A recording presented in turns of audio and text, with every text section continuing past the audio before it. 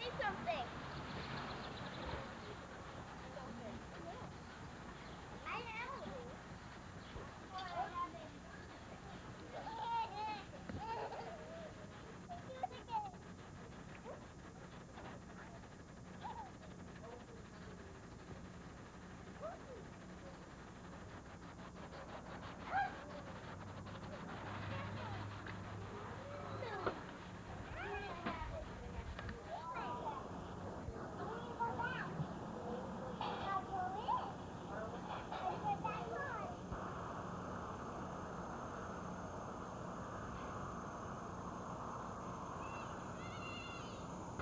Come here. Carl, get some thing over here. Take water. Take water. Alright, get out of here. I got it. Okay, yeah, okay. Katie, if you'll supply some more, because we have some equipment, right? You have, and don't forget, you have to, let me go to your question, all right? Wait a second, I'll show you this.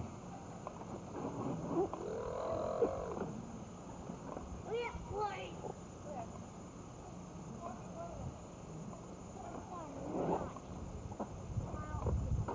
I'm not going to stay here before it was.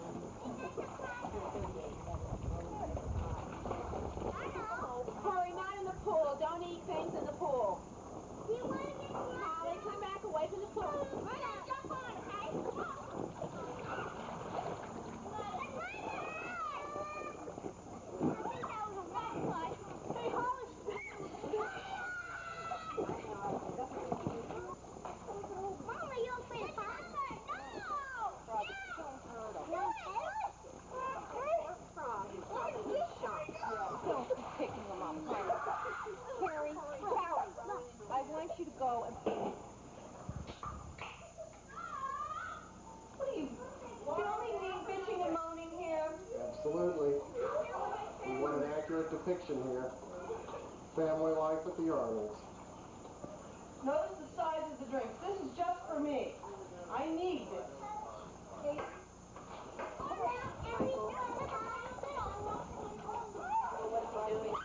Pictures of him. That's what he's doing down. A good guy. Wow.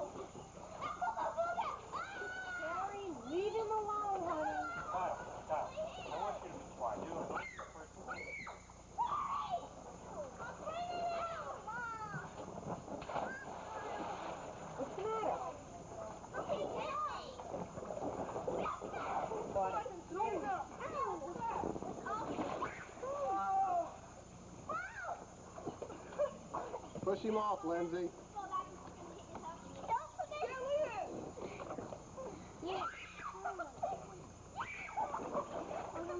Watch it, Dick. Don't fall against the edge. Let's try to get it out.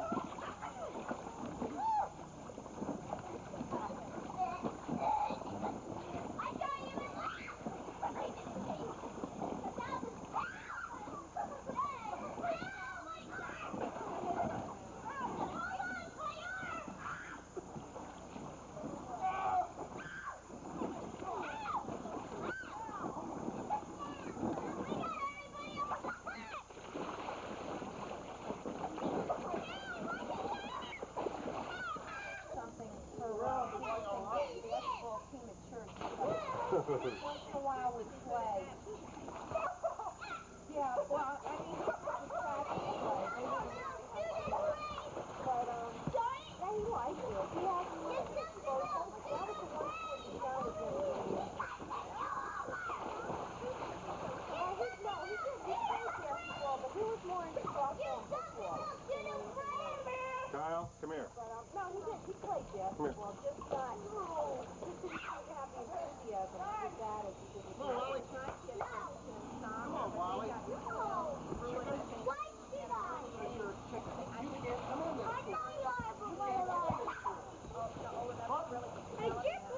And they always got stuck out in the outfield, and they never just like they used to be way out there and playing with the grass. And, How about a race? the ball would come by and they'd miss it. You and I.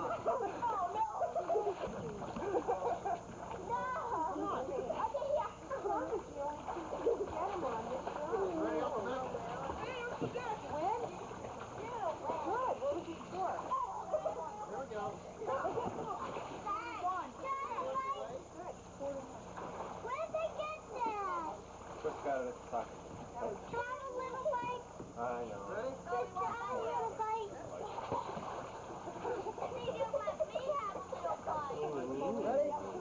Get on your mark. Watch out. Get set. Stop. Go. Hi, Mr. John. The beers are around by the filters. The cups are over there, too.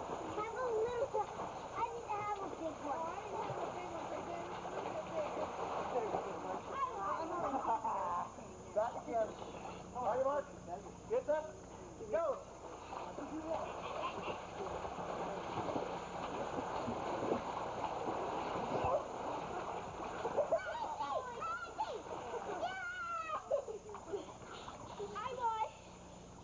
Does this happen to meet people attack you in that lane that you're And here's John Key. Hi, fans. A man among men. You, huh? Is that it, Michael? Is that it with you? That's it. I can stand no more. I'm doing a close-up on you. Wait a minute, I want to throw my nephew in one more time.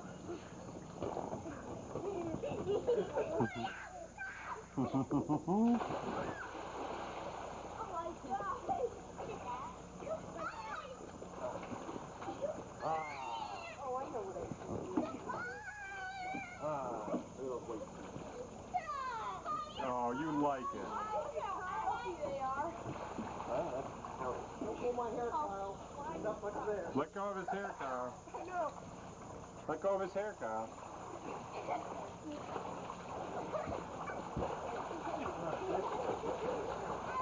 Yeah, where's his shirt? What happened?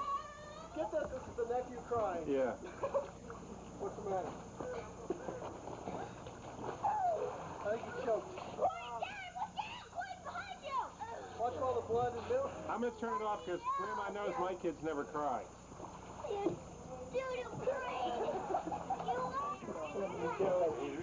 Well, I went to pick them up Thursday, and they didn't have any, and I'm saying to myself, well, I call him Friday. You do it. So, No, you can't have anyhow, it. you know what he wants to do? He's going to give me a free Rhino.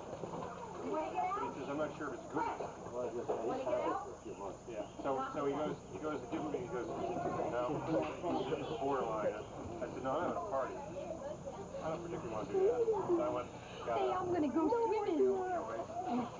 Big water beer. Big water beer. Tony. Da da da da da da da da da da da da. Long pants on a warm day. Well, Nice right size? absolutely. 11:38. Long. Ladies and gentlemen, you're looking at an extinct brontosaurus. This creature roamed the swamplands of the North American continent in the Jurassic period. So this is the last known species.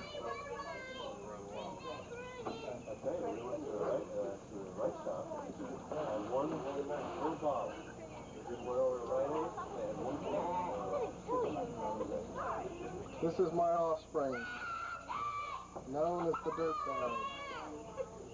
Can I move that thing? Yeah. And there's my warm nephew. Don't, Chris. Sit down. Somebody will splash. And there is the button. You're gonna hurt yourself.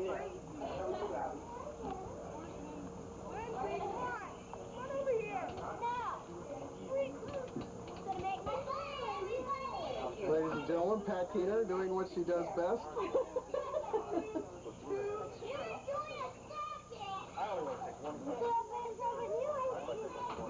And here they are, ladies and gentlemen, two contestants for the Mr. Universe contest.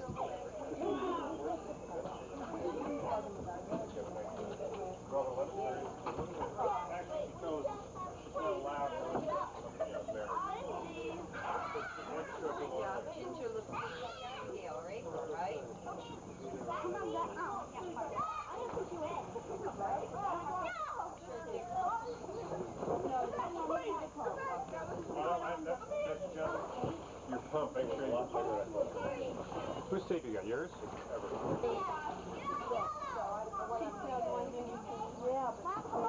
you know, I was going to call Aaron. Speedy has to have the camera tomorrow for Courtney's ballet. At what time? Don't you have a camera to show to you? We're not using it at all. We're not using it in 7 months. Tell me. So I'll pick it up later. Yes, he will. So wait till we're finished with it. Yeah, 45. Wow.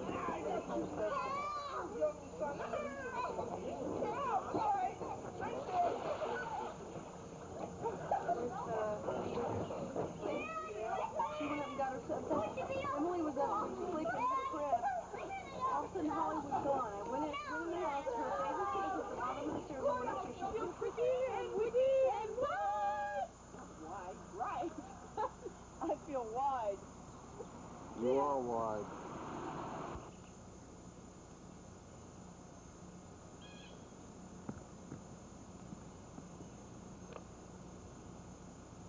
Beautiful car, huh?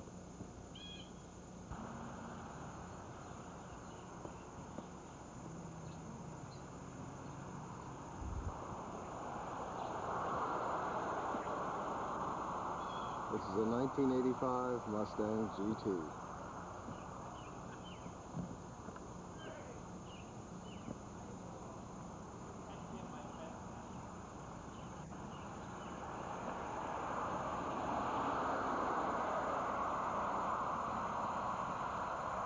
This is an infantile practice some people have of being vain.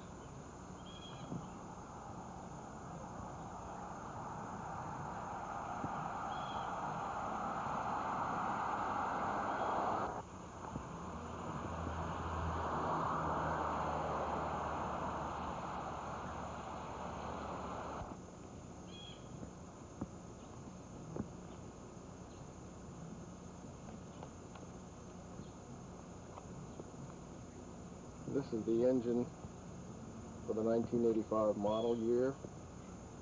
It was 302 cubic inches, rated at 210 horsepower. The unique specifications for this engine for this model year were that it utilized stainless steel tubular headers and also had roller tappets. This was also the last model year that Ford produced an engine utilizing a standard carburetor. This engine utilized a Holley 4-barrel.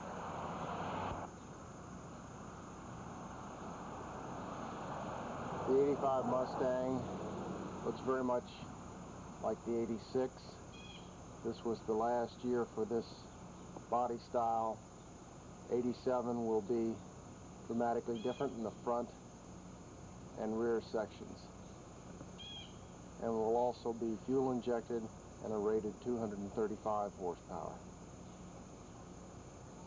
As you can probably guess, this one will be sold to be replaced by an 87 if I have enough nerve and the interest rates are good enough. This is my brother-in-law on a Sunday morning after a night of frivolous behavior, trying to burn out the poisons in his system. A lovely body, wouldn't you say? This is Dick's poolside mansion.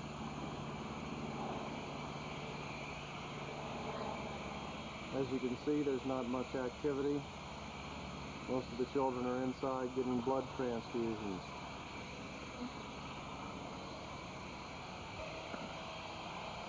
This is the world-famous April, the cat with the longest patience on the face of the earth. Belker, are you looking at this? Again, an artist at work. Notice how he carefully shapes the shrubs. My God. What, paint him easy, you know what? See his excitement over doing this. Another one of the Arnold upstarts. Take a picture of my My car. brother-in-law indicates to me that I am forced to take pictures of this vehicle of his, even though it is not from America. It is, of course, his pride and joy, the silver gray market BMW. This is a 635.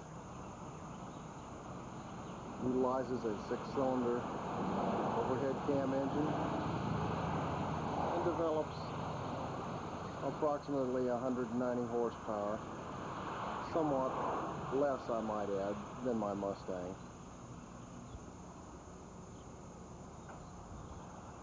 As you can see, the lines are quite beautiful on this car. And one other point, if you look quite closely, you'll notice that the left front door window is down. This is because the window regulator has failed to function. This was not an option that Dick had ordered. It came with the car.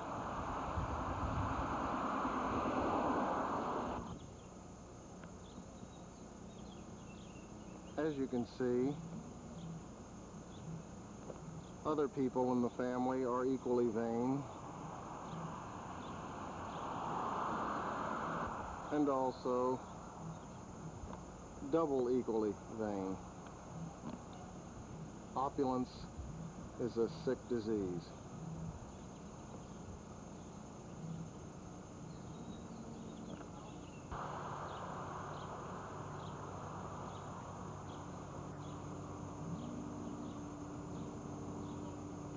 As you can see, their trusty Volvo gets little or no attention and is conspicuously parked underneath the pine tree where sap can drip on it and birds can do their thing.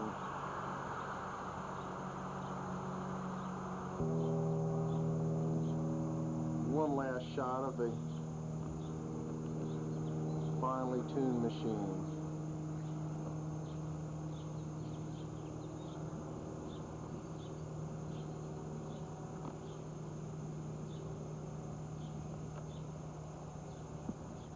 Just a quick aside here. If you will notice, my passenger window is up in its normal position. I too enjoy the luxury of electric windows. However, mine function and have done so. And of course, the best part of this routine is listening.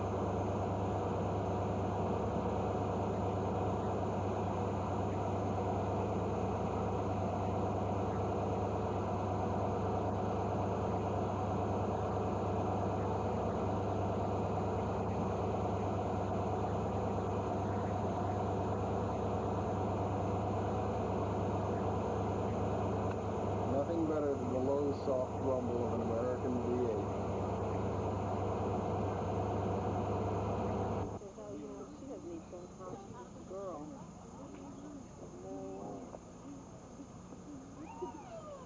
Holly, hey. Can you sing a song? What can you sing for Uncle Mike? He's making a movie. What can you sing? I don't want to. Can you sing something? Bad Boys? Do the dance.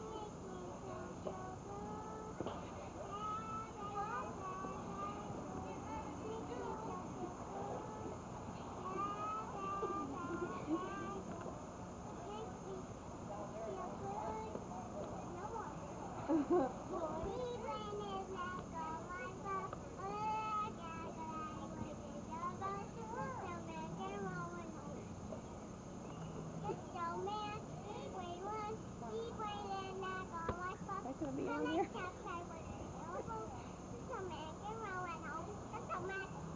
What is that?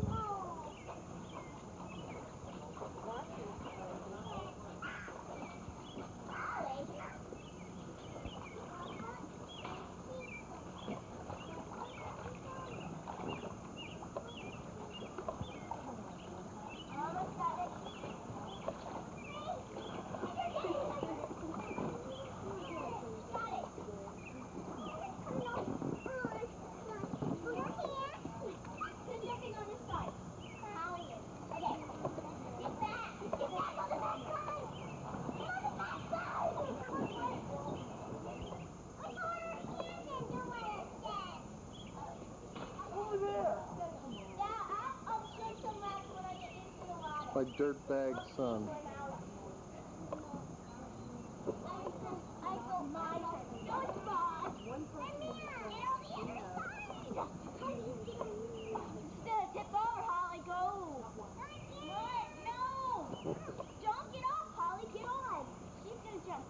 Gentlemen, this is a terrible situation we have here today.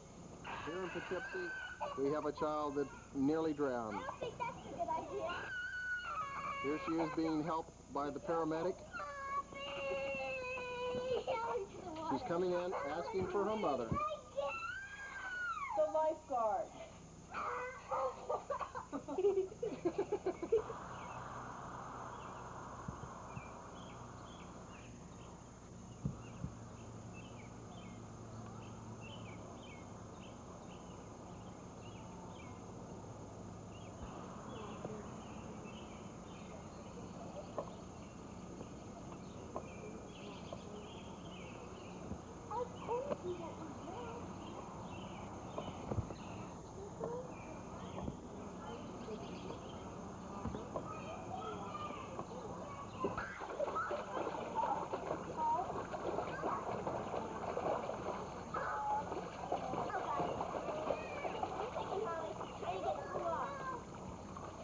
The drowning victim returns to the sea.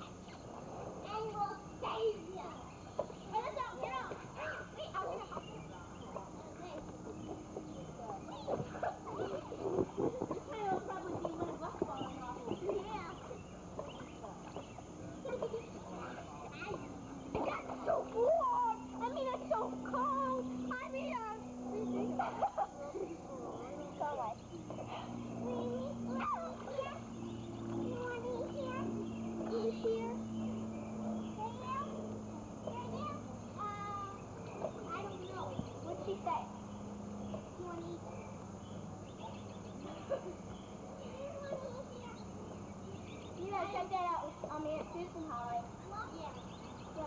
This is the look that permeates my son's face 24 hours a day. You go out to help. You get me wet, and so help me, I'll do it again. I'll do it That's again. enough. That's what I got you back. Where did we go to the other side? You should have taped that, you know?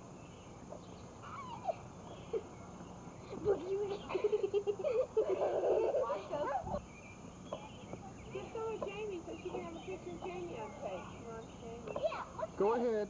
Let's just go. Okay. Let's just go. What kind? Come on, Lindsay. Freak out, we'll turn and then come back. Go.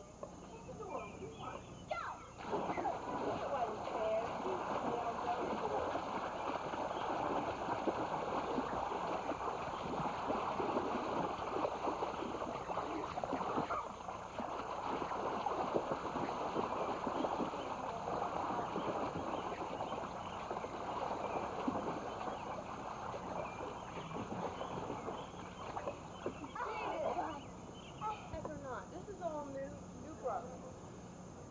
You want the post-mortem? This is all new growth, right in here. That tree is DOA. Should be taken to Baltimore, examined, and put to rest. Besides that, I'm using up expensive film, so go ahead and cut it. Oh, okay. Just for the sake of being on film. And here is next This is- year's. This is best side of my brother-in-law.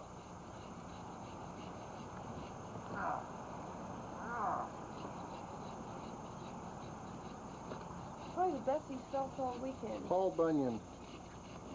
This is called venting your frustration. Amber! Oh. Definitely called venting your frustration. Wait a minute, would you say that again? Some of this stuff is growing directly out of the ground. Got some little roots. This is my brother-in-law. He has a PhD in English expression. Call him Muggsy. Yeah.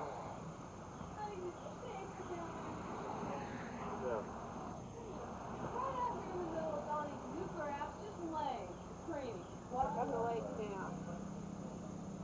Whatever.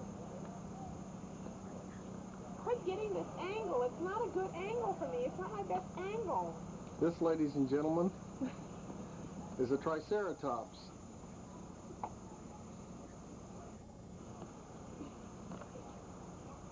Can't think of anything else clever to say, can you?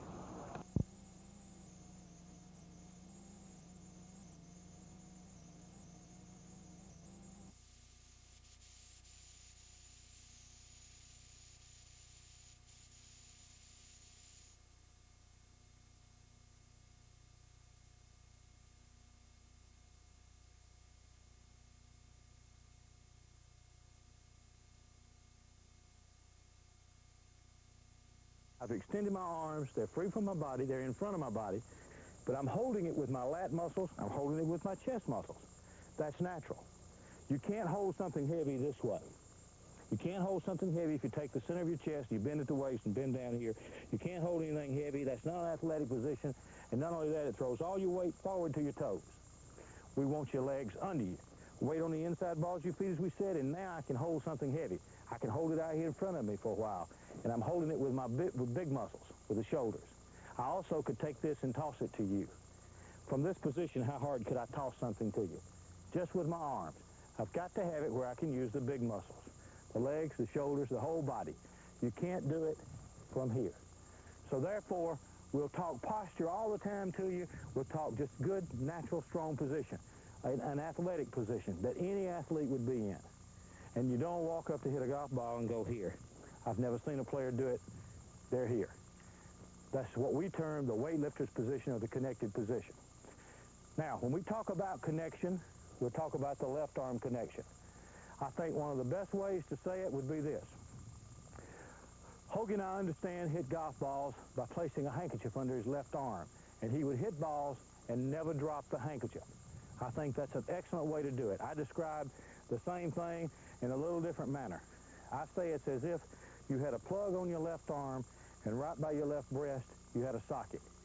You would plug it in, and it never comes unplugged. Throughout the golf swing, it would never come unplugged. That would be how you would be plugged in. They talk about the pronate, supinate in the golf swing. I think it was very misunderstood by a lot of people. If I plug it in and I go back, the club would go inside. The club would even give the appearance as it went away of a pronate. But all I did was just let my shoulders go. But what I saw people do when they started trying to pronate and supinate was they would sit there, roll their arms, and their shoulders, the center of their chest, never moved. So they rolled their arms around their body, and then they rolled it back here and hit snipe hooks. But that's not what pronate supinate is. It's plugged in, as Hogan said, like the handkerchief under the arm. It all goes together. Now my arms didn't roll. Now I can go to the finish, nothing changed. So it's plugged in, and it never comes unplugged. You can't go here, you unplug. We say to ladies a lot of times because of the bus line. You can't swing, the question is asked to us all the time. What do women do different in the golf swing? They have to do something. What do they do for the bus line? Do they swing across the bus line? Do they swing around the bus line? Well, you don't. You take the bus line with you. That's what connection is. That's where your shoulders would still be moving. This, the chest, everything moves with it. It can move back. You never let the arms cross the chest, male or female. You never let the arms work around the chest, male or female. You always want your shoulders, which is part of your chest, to go with you in the golf swing. You would do it if I gave you the shag bag drill. I gave you this and said, let's play pitch. There's no one in here that would go this way. There's no one here that would go this way. You would go here, and you would go there. And you'd be doing it with your shoulders, with all the big muscles.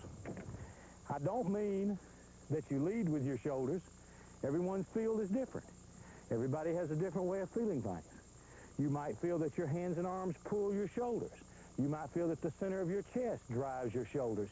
You might feel that your left foot, left knee, left hip drives your shoulders back. Some people might feel their right shoulder pulls their left shoulder back. Everyone can feel it different. But what happens is every player does it the same. It's the same fundamental move. Doug Sanders, to people, had a short backswing. In my opinion, he had one of the greatest golf swings I've ever seen. Doug Sanders would set it up here, and when he moved back, his shoulders went with it. Everything went to here.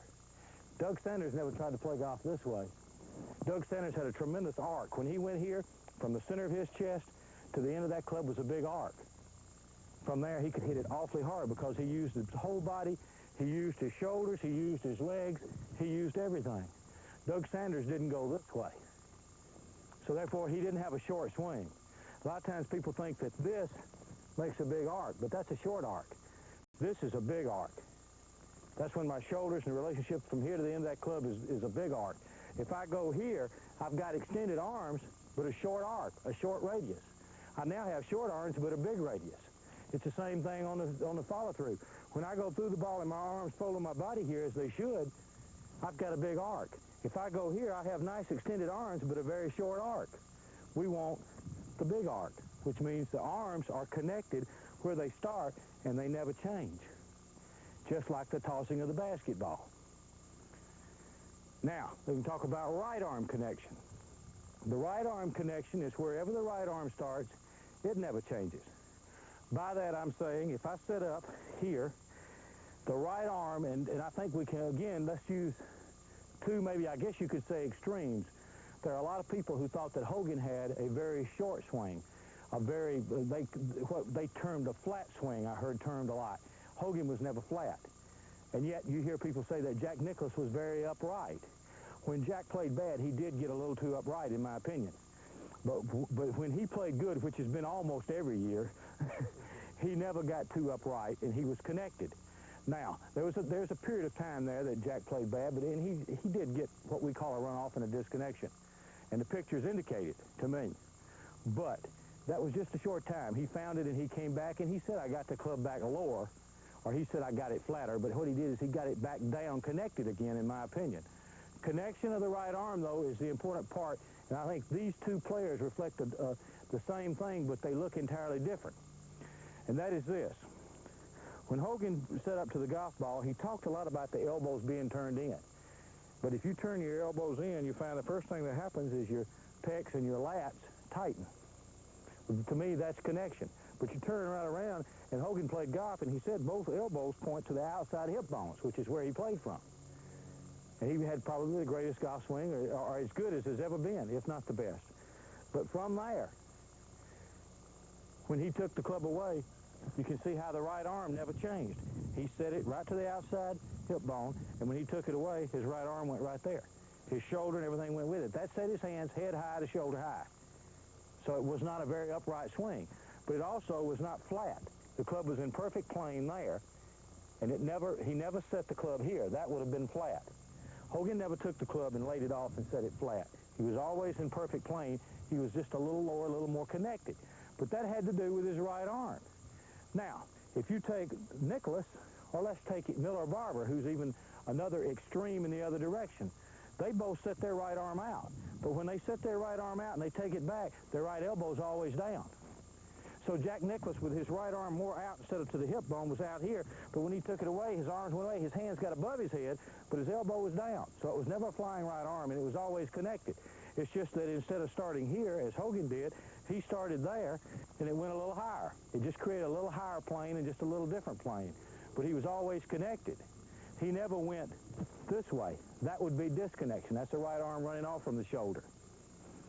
But the surest way in golf to have a flying right elbow is to tuck your elbow in. And I imagine most of you feel like that Miller Barber, looking at him, has a flying right arm as an example. But yet Miller sets the arm here, and when he goes away, it goes down. And I have pictures, and we showed it in my book, where Miller Barber's right arm at the top is exactly like Snead's, it's exactly like Boris's, it's exactly like Nicklaus's. It does not go like this. Miller Barber's arm is here. But if you set it in, the first thing that will happen to you is you tuck it in, is you'll roll it and get it flat, generally speaking. And as soon as you're flat, you know, automatically, if you have any coordination at all, you say, hey, I can't hit it from there. That's weak. So what's the first thing you do? You go up. And where does the elbow go? It flies. And then what's the cure-all? Hey, you got a flying right arm. You got to tuck it in. So you tuck it in a little tighter, you roll it a little bit more, and you go up a little bit more, and you break plane twice. That's not the answer. If you turn it out, it'll go down. If you turn it in, you'll either be a very weak player and won't be able to hit it across the room, or you'll fly the elbow. It's one of the two. You have no choice. So therefore, when we talk connection, the basic position would be, we'd like to see the left arm extended, free in front of the body. We don't mean slapped in here tight and tied down. We want it free. We want it extended, but freedom. The left elbow is down. But with it down, it's still pointing to the outside hip bone. We want the right arm to come on just like you're shaking hands, and the right elbow would be the outside hip bone, or even a little further out. But we never want it turned in. From the elbow, from the outside hip bone to even further out with the right, and then wherever it starts, that sets your triangle, and that whole triangle coils behind the ball against the set of the right leg. That's the motion we want. That's connection.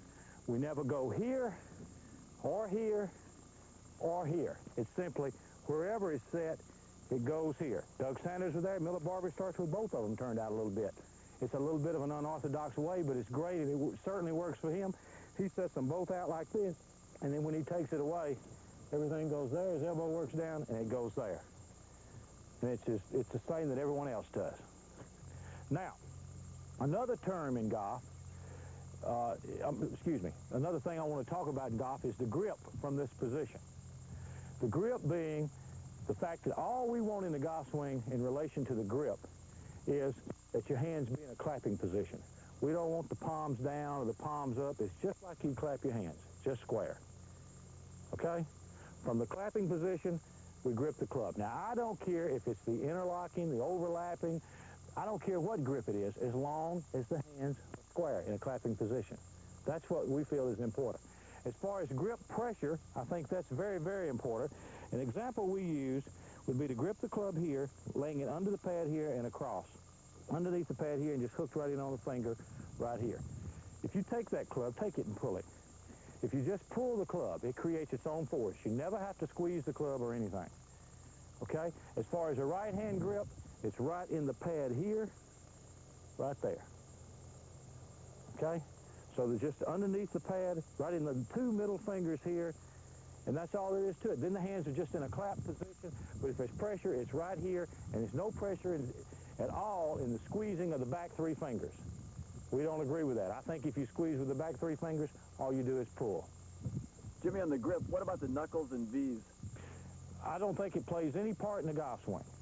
The knuckles and the V's would only, like if I stood up and somebody said, okay, both V's should be at your right shoulder, okay? I'd have to lower my hands and do that. You follow me?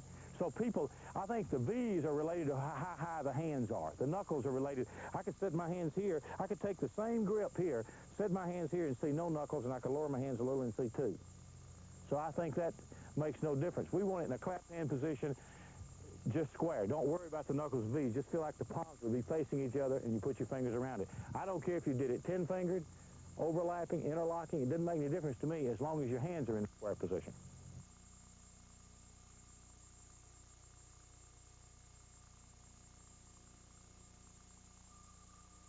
So that's basically where connection is.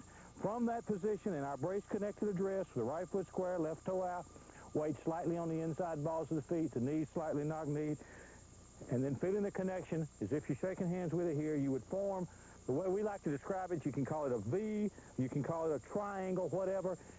The 2 sides, the 2 shoulder joints in relation to the hands would form a triangle or a V. If you took the club and ran it through the center of your chest, that would be a good way just to feel it, to understand what we're saying. So with this triangle, you're now in a brace-connected address position.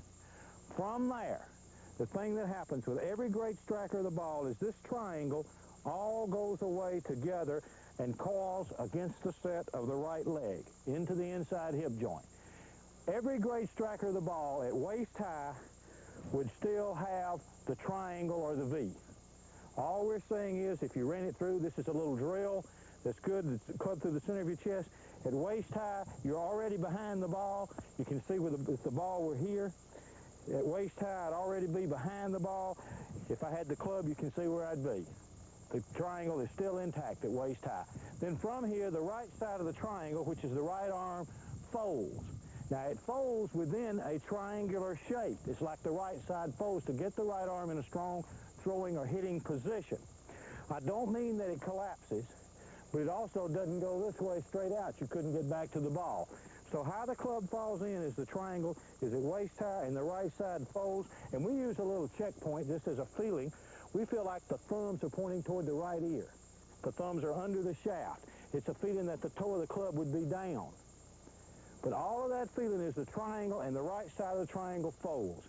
That's how when Miller Barber starts here, as he goes up, as the club falls in and goes against the side of the right leg, it falls in with the thumbs under the shaft in that manner there. That is the position that you could throw something from. It's a position you would hit something from. A tennis player would get there to hit something. You wouldn't get it down flat. You wouldn't get it up here to throw it. It's just a natural, strong position of the right arm and shoulder where you can make a tossing motion. So, the golf swing is simple. It gets back to take the triangle, call it behind the ball against the set of the right leg. This whole triangle goes away together. This is extension.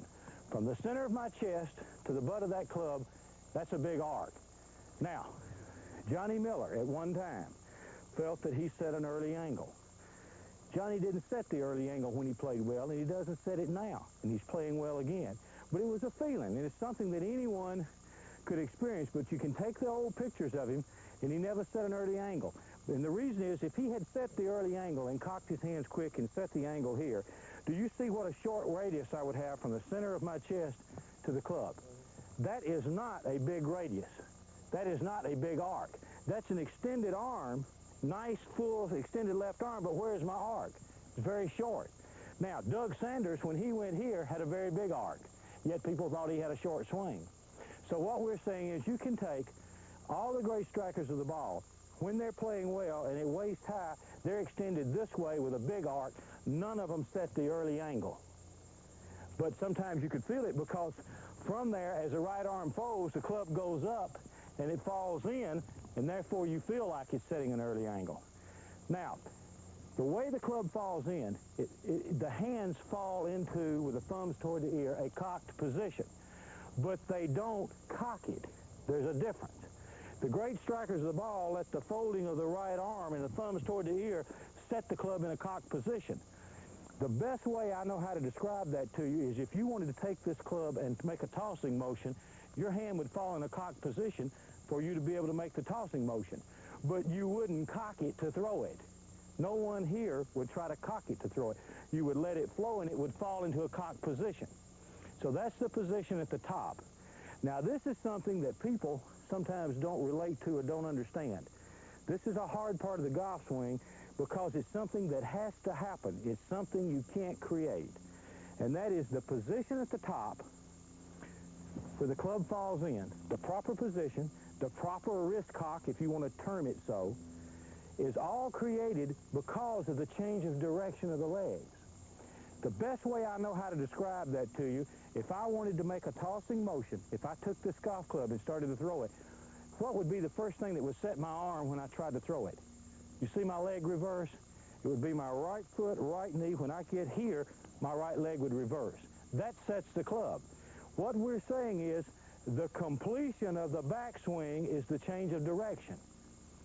And as I say again, if you wanted to hit a tennis ball, when you got here, what would set the racket? You wouldn't hit a tennis ball by changing direction by pulling. You wouldn't toss a ball, as they referred to the shortstop making the play to the second baseman. You wouldn't do that by changing direction with your arm. You change direction with your legs. That's what would change it. Not with your arm, but with your leg. That creates the fall in the proper position at the top. Now, that's where the firing of the right side comes in. While this is going back, there's actually a feeling of my right foot, my right knee, my right hip, all driving toward the ball and even past the ball. Now, I would never take my right foot and my right knee to make a tossing motion and drive it to my left. That would be a slide. I drive it toward the ball. And when I did that, the club would fall in, change direction, and come back down the line in the tossing motion. That's the firing of the right side. It coils and it kicks. That's the only way it can change. Another way of saying the same thing would be if we took a fly rod. While all this is going back, something has to start it down. You don't start it down by cocking your wrist. You don't start it down by pulling the butt of the fly rod. What happens is while this is going back, the right foot, the leg would reverse, it would fall in, and it would all catch up. Now, it's a similar thing here. While this is going back, this reverses, the club would fall in, and it all catches up, and it all pulls together. We never change directions going this way. So the whole idea of everything is it goes into the right leg, and the right leg changes direction, and it all pulls back together. It's nothing in the world, and it's as simple as a tossing motion, unless you try to do it. But people a lot of times say, well, you feel like the hips slide. I can't get to the top and slide my hips and throw anything. I couldn't throw this club. I couldn't get to the top to hit a forehand in tennis and slide my hips. There are teachers that advocate that when you get to the top, you take your left knee and lead there. Well, how hard could I throw this club if I led with my left knee? Yet, if I kicked with my right leg, there's an unwinding to my left leg, and my left knee would do that. It would be a natural unwinding, but you wouldn't go there to do it. My opinion is you cannot reverse the club any way except with the kick of the right foot, right knee. The same as a tossing motion, the same as a hitting motion, and it's always driving toward the ball. You can't reverse with your hips. If you could figure this, if I was standing here, and it's like a railroad track, my feet and legs were on one rail of a railroad track, we'll say the inner rail. The ball in the line of flight is the outer rail. If I got back perfectly into my right leg and then slide my hips down the line or the rail I'm standing on, what would the club do? It would pull across the outer rail. That's across the ball. What would happen if my right knee drove to my left knee? I'd slide, I'd be creating an angle across the outer rail. To go down that outer rail, your right foot, right knee must kick. Now the club can go right down the line of flight or right down the outer rail. That is tossing the club head, never pulling it. Could you imagine the shortstop making a play to the second baseman by fielding the ball and dropping down here to throw it? He wouldn't think about it. He would feel the ball go into his leg, and his leg would reverse his arm and make a natural motion. There's not a person here that wouldn't toss a ball correctly underhanded. And to do it, none of you would take the right knee to the left. None of you would slide the hips. You would have a kick or a push for the right foot, right knee, letting everything go to the target. So if you do that, if you can reverse the club with the legs, and this is something that, to do it, we'll have to find your own individual feel. I'm telling you what happens, not what you necessarily will feel right now. But if we can take this triangle, call it behind the ball against the set of the right leg, then it's like winding a spring. The leg can recoil, and when it does, the club will pull right back in here square. It's simple centrifugal force. If I held the club in the thumbs and forefingers this way and did that, it pulls right back together. The triangle's back intact here at the bottom of the ball, back at impact. At waist high over here, you would still have the triangle. You never want an angle. There's no way to hit it with the angle. If I slide, I create an angle and I'm across it. If I hang back, I'm creating an angle and pulling across it. But if I let everything go with the right foot, right knee, and the whole right side fire, in a tossing motion, that whole triangle will be intact right there. That's what we're after. Waist high over here, you should have the triangle.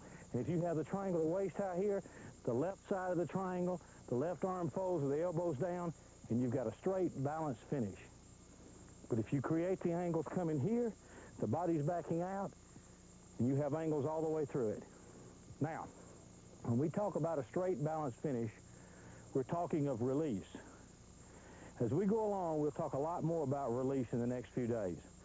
But the idea of releasing the club has nothing to do with the club, really. What a release is a release of the whole right side and the body. That's what a release is. I think a good example would be a baseball pitcher. If he threw the ball from here, what would change directions? The first thing that would change the direction is his leg. But if you took a high-speed camera and you stopped it in action, you might find a great pitcher like a Jim Palmer or whoever it might be. You might find his right arm in this position. But if you tried to create that position, you couldn't throw it to that cart path, which is only 15 yards away. You probably couldn't throw it off this tee if you tried to create that position. Yet, if you took that guy when he winds up and when he reverses, there's a fall in. It falls into that position, but you can't create it. It's got to be a flowing motion at 100 miles an hour. It's got to have the forces in it. So therefore, when this leg kicks and when we release, we want the body, the whole right side is moving as fast as you can to get to there. And the elbows are always folding and feel like they're down. That way, I am now extended through the ball. If I went here, I would have an extended arm, but a short arc. If I went this way, I'd be right across it. Both of them are forms of disconnection. But if my left arm lays here and it folds with the elbow down, I've got a big arc from here to there. I've got full extension down the line of flight. You're hitting down and through the ball. This is hitting under and up. At this point, the only thing I want to discuss in the release right now is to say that in the golf swing, the right forearm never crosses under the left and leaves a gap. The right forearm never crosses over the left and flips the ball to the left. We maintain the triangle. The butt of the club would be in the center of the body. We would have the triangle. I never crossed under. I never crossed over. I simply released the whole triangle, the whole right side and the body, and it folds, and that's where you get the straight, balanced finish. Okay? I think that pretty well covers the common denominators at this stage. We'll talk more about it as we get into releasing and get into some things. Our review would be of the common denominators would be with the brace-connected address, you have the triangle, number one, at address. Now this triangle, the butt of the club, can be, we want the ball basically off the inside the left heel. So the butt of the club would be about the center of the chest. The ball could be slightly forward to the left heel. The butt of the club can move to the left breast, depending on where the ball is. If the ball was really off the left heel, it'd probably be the left breast. If we put the ball kind of off the left ear, and maybe with a 8-iron, 7-iron, it might be the left ear instead of the heel. The butt of the club would be about the center of the chest. As it goes back, the butt of the club would still be in the center of the chest at waist high. As the right arm folds and the club falls in, obviously the butt of the club would get out of center for a moment. It'd be out of the center of the chest. But when the right leg kicks and the club falls back in, there is a change of direction that appears to a lot of people of a pull down. but it's where the club changes directions. But as the club gets into the impact area, the butt of the club is always right back intact to the center of the chest, which is a triangle back intact. And at waist high here, the butt of the club is always in center. It's never crossed over, which would be out of center, creating an angle. It's never crossed under, which is out of center, creating the angle. It's always in the center, and then the center releases, and the whole body is straight, balanced, facing the target. Okay, so we're saying 1 is a triangle, 2 is a triangle at waist high, 3 would be the triangle falling in, the thumbs toward the ear, 4 would be the right foot, right side reversing, 5 would be the triangle back intact, 6 would be the triangle at waist high, and 7 would be the straight balanced finish with the elbows down. And that's the 7 common denominators.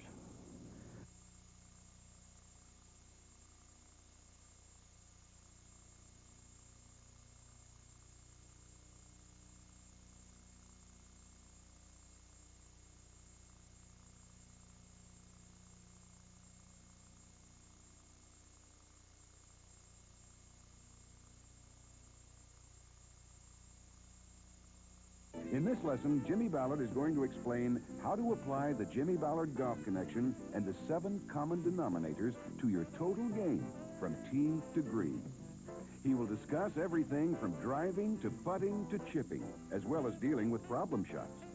Jimmy Ballard is director of golf at the internationally acclaimed resort, the Doral Hotel and Country Club in Miami, Florida. It is the home of the Blue Monster and its famed par 4 18th hole. Just one of 4 great 18-hole courses at Doral.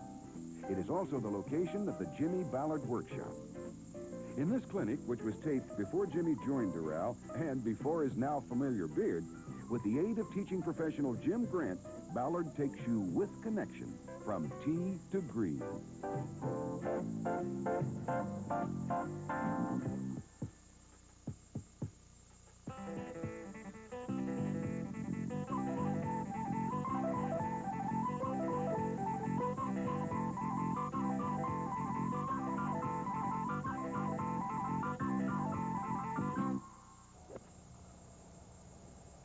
What we're going to do today is discuss how connection applies in all golf shots, fades, hooks, normal trajectory shots, or whatever.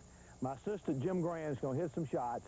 We're going to illustrate some things to you as we go along. We're going to talk about the triangle, show you how it applies, how it works. We're going to talk about balance points. We're going to talk about fades, hooks, a lot of different shots, but how always we maintain connection. So, Jim, if you'll hit a few shots for us, we're going to start out hitting a few wedges. The first thing I want to show you, if Jim will put another ball down, and I want you to not notice it in the swing. Take the club back. We're talking about balance points. Okay, the balance point is behind the ball. In a wedge shot, it's not going to be as deep as in a driver or in a 4-iron or something, but it is back of the ball. He's not hanging over the ball in this manner, trying to stay on top of it or in front. We do get behind the ball. We do get into the set of the leg. Now hit one for us, Jim.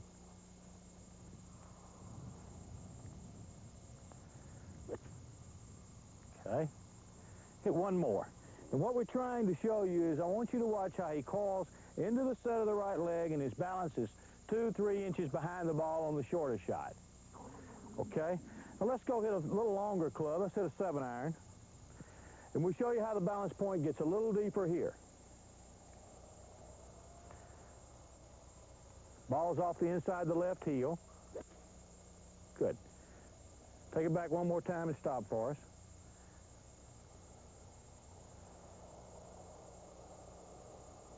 Notice how he's loaded into the leg. Balance point being where center is, it's here. Now, bad balance point over the wall would be here. His balance would be over the wall. So we're talking about balance right in behind the ball. One more 7-iron, Jim, and then let's hit a couple of longer shots. Okay. Let's go ahead and hit some drivers.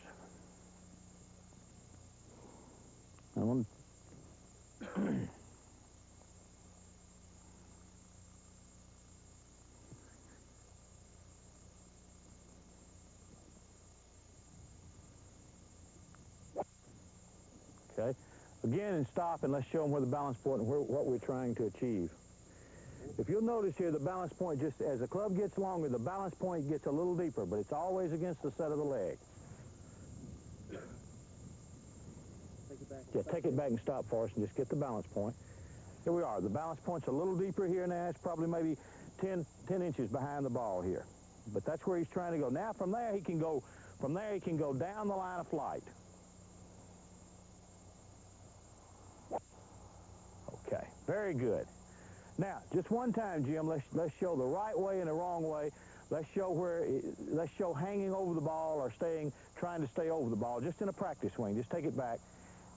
Now, if you can see from there with the weights on the left leg, from there, that's what we would term as a reverse pivot. Show him what the next move would be. He would back up, go out, and you can see where the left side would spin out, and he would block across the ball, or he could flip his hands over and hit a duck hook. But both would be wrong, both would be angles. Now, show him what too far over the wall would be. And this would apply with a driver, with a 7-iron, no matter what it is. That's the upper body pulling the leg. There's no coiling. Now let's show him the correct way one more time of just coiling behind it. Do it in a practice swing. Now hit us one and go there.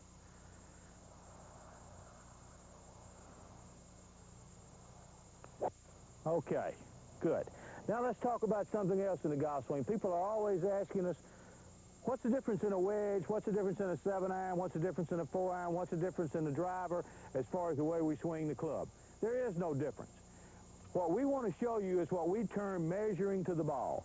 And that is, you still have the triangle. A full shot is a full shot.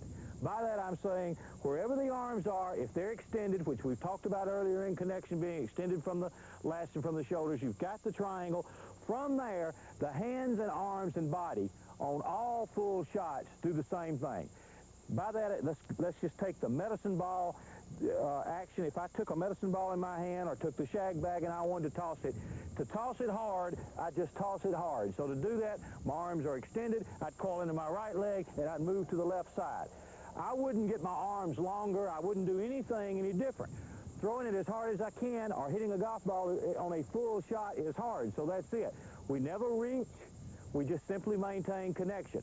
Now, the difference is, Jim, let's show a wedge number one. Let me hold the driver for you. Notice his arms are extended here. He has his arms out in front of his body. He has a triangle. His posture is the same. But the railroad tracks, the lines of flight, the outer rail being the line of flight, the inner rail being the line that his body's on, would be closer together. The rails would just simply be closer. If he takes a driver and we tee the ball up here, now the rails are wider, but his arms, his body, everything is in the same relationship that it was with a wedge. The only difference is the shaft is longer, creating a larger arc. But from here, that's the only difference. He does not reach any further because it's a driver. He doesn't get his arms closer because it's a wedge or anything. His arms are always extended, and the length of the shaft determines the width of the rail or how big the arc is. Okay? Now, in measuring to the ball, people say, well, do you hit down on a wood? You hit down, you're always talking about being level or hitting down and through a golf ball. Let me explain. To hit a golf ball, to spin a golf ball, obviously you hit down and through it. Obviously what you're doing in doing that is you're trapping the ball or pinching the ball against the ground. Now, with an iron, if Jim will take the iron here, let me hold the wood again, we'll lay the ball on the ground. When he traps the ball or pinches the ball against the ground, that implies backspin. That makes the ball spin. But each time, what we're talking about is measuring to the ball. He is measuring, as we talked about in short shots and everything, he's measuring to the very bottom of the ball. If his arms from here don't pull up, if he pulled up, he would hit the ball on the upswing and hit the top of the ball. If his arms got longer here, he would hit behind the ball and hit the ball fat. But if he keeps his arms the same distance right here that it starts, it will come right back in and hit the bottom of the ball here and go right down the line, which would pinch the ball against the ground. Now, if we put the ball up in the air on the peg, it would be more of a sweeping sensation, but yet he doesn't sweep the ball. But with this now, with the ball up off the ground, obviously, if he makes the same swing, but by measuring to the bottom of the ball, as the club comes through, it'll drive the ball forward, but it will not pinch the ball against the ground. So it's not as descending a blow because the ball is not on the ground. The ball is now up in the air. But he is still measuring to the bottom of the ball, not the top of the ball, not the middle of the ball. It's to the bottom, but he's not going to pinch the ball against the ground. It will not trap the ball. Yeah, hit one, Jim. But he's still measuring to the bottom of the ball, so each time the low point of his arc, if it were on the ground, the low point of his arc is at the bottom of the ball. If the ball is up in the air, if it were teed up this high, the low point of his arc is still the bottom of the ball. The only difference is with it on the ground, it traps it and spins it. With it up in the air, it's like sweeping it off of there. Okay? But it's all in wherever he sets his arms, they never get longer, they never get shorter. And that's very, very important.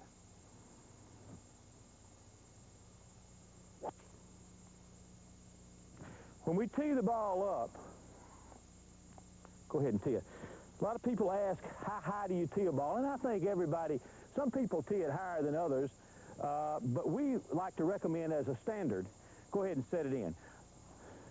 We like to recommend that the ball be teed to where the top edge of the driver would be at the middle of the ball. I think that's the best way to set it in there. Okay?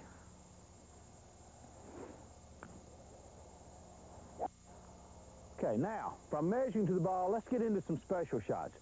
Let's first talk about the normal trajectory shot, and we've discussed this before, that the ball is on the inside of the left heel. We're talking here, we have to talk basics. We can't try to complicate it. We don't want to try to complicate it. But with a ball, Jim, just with a 7-iron, the ball is still basically up on the inside of the left heel. Now, if we want to hit that ball up in the air from there, obviously what's going to happen, as we talked about in balance points, his balance point will be behind the ball. He'll be deep to where he can move into it. Now, show the ball back, and obviously this is the way we would hit the ball down. If we had a 35, 40 mile an hour wind, we want to hit the ball low. We even exaggerate a little more, Jim. Put it back. Now, from there, he obviously can't get behind the ball because of the position of the ball, so it won't go as high because the ball is back here. He's going to get on top of the ball a lot more. Hit one that way. And that's the way we hit the ball under the wind. That's one way to do it. It's the simplest way to do it. If the ball is forward, you get behind it, you'd be coming from behind it into it. If the ball is back, you can't get as deep behind it, you'd be hitting on top of it more, driving the ball lower. Now, as far as a fade, all we recommend is that he's set open in his left foot, left hip, even in the left shoulder a little bit. By setting open, it's the same thing as we talk about. It's what we call pre-setting. Square, he can release his arms down the line. Once he sets open, he's pre-setting what we call a block, which from there, because he's open here, the club will go back a little more outside the line, and he doesn't change anything. This is very important. He releases through the ball, but when he releases, he's across the ball a little because he preset his body slightly open, and it presets a block. What we don't want is for him to pull or drag block it. But you can't govern this. You don't know how much you'll pull across the ball if you're trying to slide across the ball to cut the ball. We preset the amount, and then we maintain connection and let it go. Hit us a fade. But everything is preset, exactly how much we maintain connection. Okay? Now, when you do this, when you preset, the one thing you have to do is fire your right side. I think Lee Trevino is a perfect example of a player who sets very open, but he goes so hard after it with his right side, he can go right down the line of flight, but because he's preset open, it's slightly across. That's what we want to do. Now, if you were to preset and hang back, you hit pull hooks all day long. You must go on and fire your right side when you preset open. To hook the ball, we set close. We set the body close. We set everything close. This will make the club go a little more on the inside line, and it'll come a little more from inside out, and we can turn the ball over right to left. But he sets everything close. But if you notice in both of them, wherever he sets his left arm, whether it be open to fade, square to knock it straight away, or he sets here and the club goes more inside and he releases it a little quicker, he can hold center back just a little to hook it if he wants to hit the big hook. But we're not really talking slices and hooks. We're basically saying fades and draws. That's what we're trying to talk about here. Side heel lies Downhill lies, uphill lies.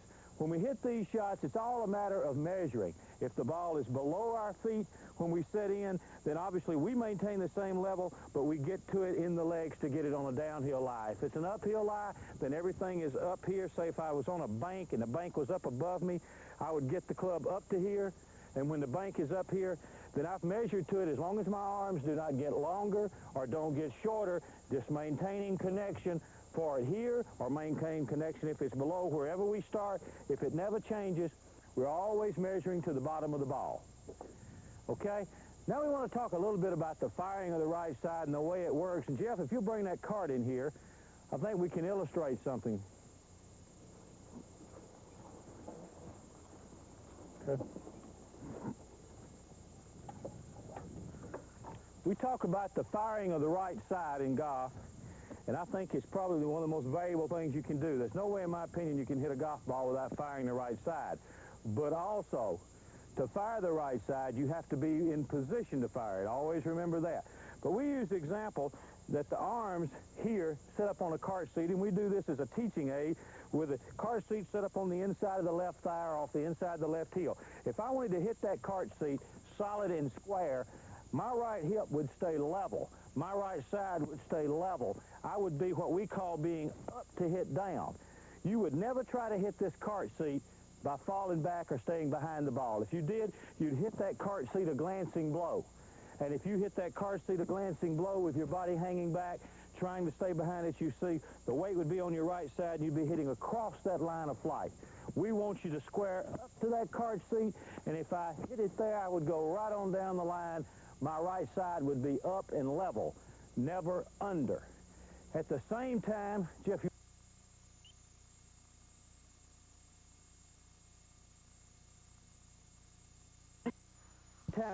you want to move this? At the same time, we want to talk about, with the right hip being level or up to square up, the line of flight. Your feet and legs is on one rail of a railroad track. The ball in the line of flight is the outer rail. In doing that, can you see how the right foot, the right knee would go down that outer rail? That's the only way the right hip could stay up. That's moving into it. That's the tossing motion. There's no way, if your right knee goes behind the ball, where does my right hip go? It goes under. So we want the right knee to drive toward the ball, moving into it and past it on this rail. I think a real good example of that would be a player you've all seen. I don't think a lot of people understand what he does. When Gary Player won the 3 tournaments in a row here a few years ago, if you notice, not only those 3 tournaments, but many tournaments that he's won, when he hits the golf shot, have you ever noticed how he walks? He's always walking forward. That, to me, is the sure sign of how good his right side goes there. I'm not advocating that everyone walk, but I had a lot rather see a person walk and have their balance going down that outer rail toward the target than to see a man falling away this way back to his right side and spinning out. Okay? We can control the speed of the golf swing through the feet and legs. When you see a Snead, a Boris, a Littler hit a golf shot, you hear people say all the time how fluid they are, how smooth they are, how much rhythm they have. And you even hear people make such a statement as a Snead or Boris or Littler hitting a driver. They hit the driver 270 yards, and the guy says, boy, he hits at it easy.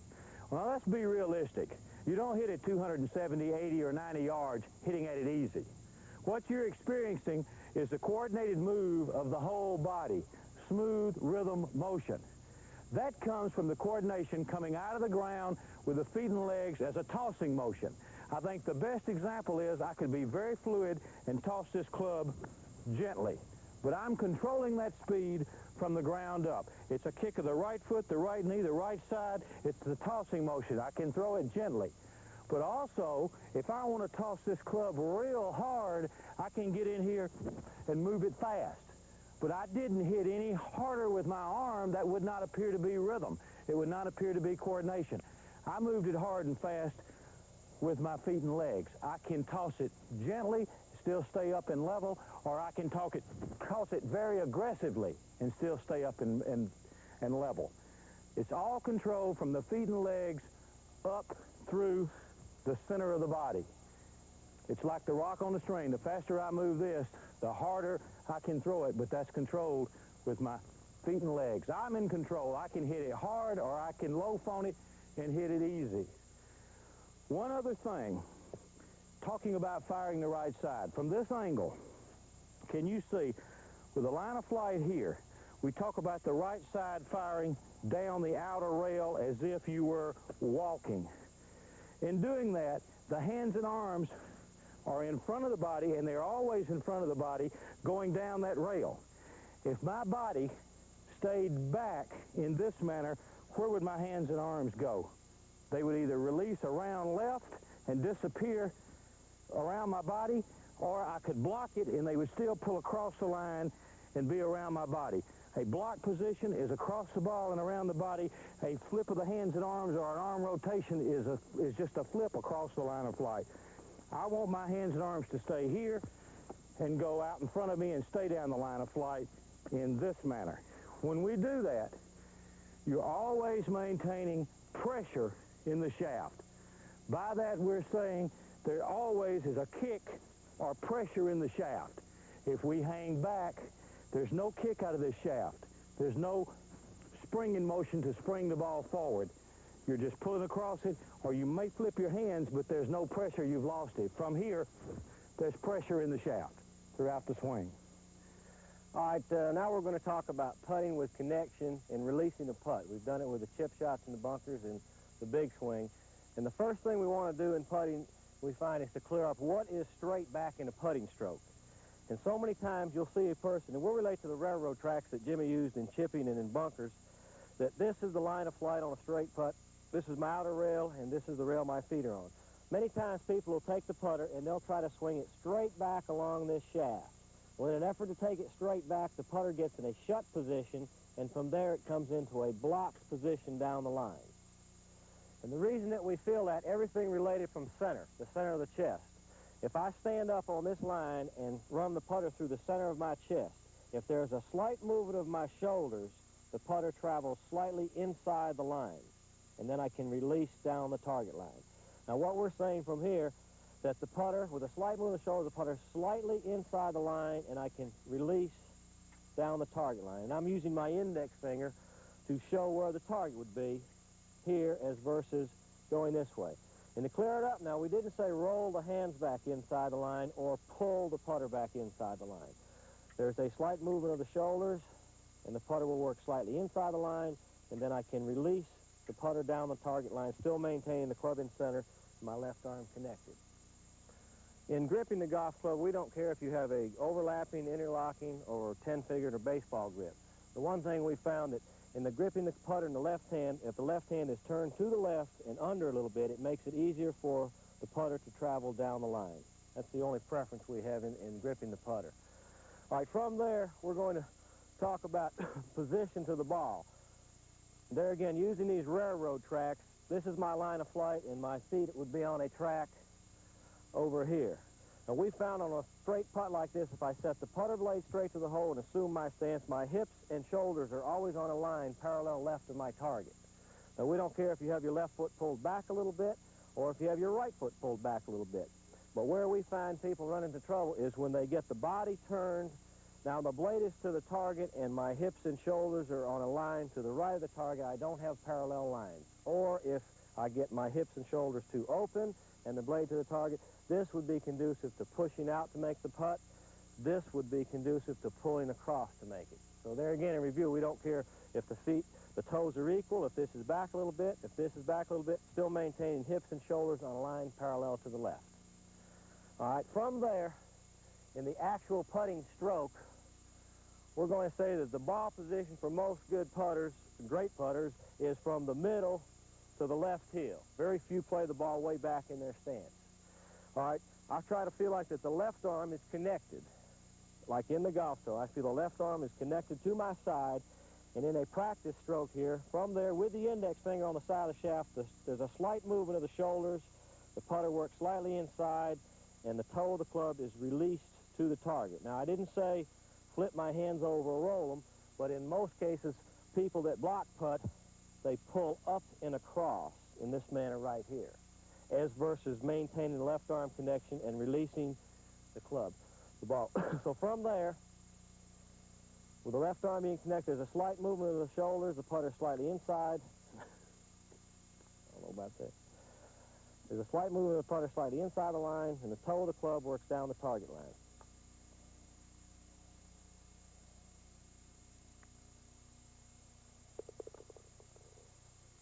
And I'm still maintaining my left arm connection. In other words, when I stop my stroke, if I hit it right there, the putter club center, the left arm still tied in. It's not being pulled across the line. The left arm ties in, and with the index finger, we release to the target.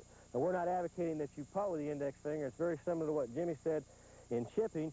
Then you can go to the knuckle, and it would be a feeling of taking the knuckle and pointing to the target. The one thing we don't want is a pull up across or a flip over. We want to maintain the triangle. So from here, we would have the triangle, we still have the triangle, and we still have the triangle out on this side right here with the brother club centered.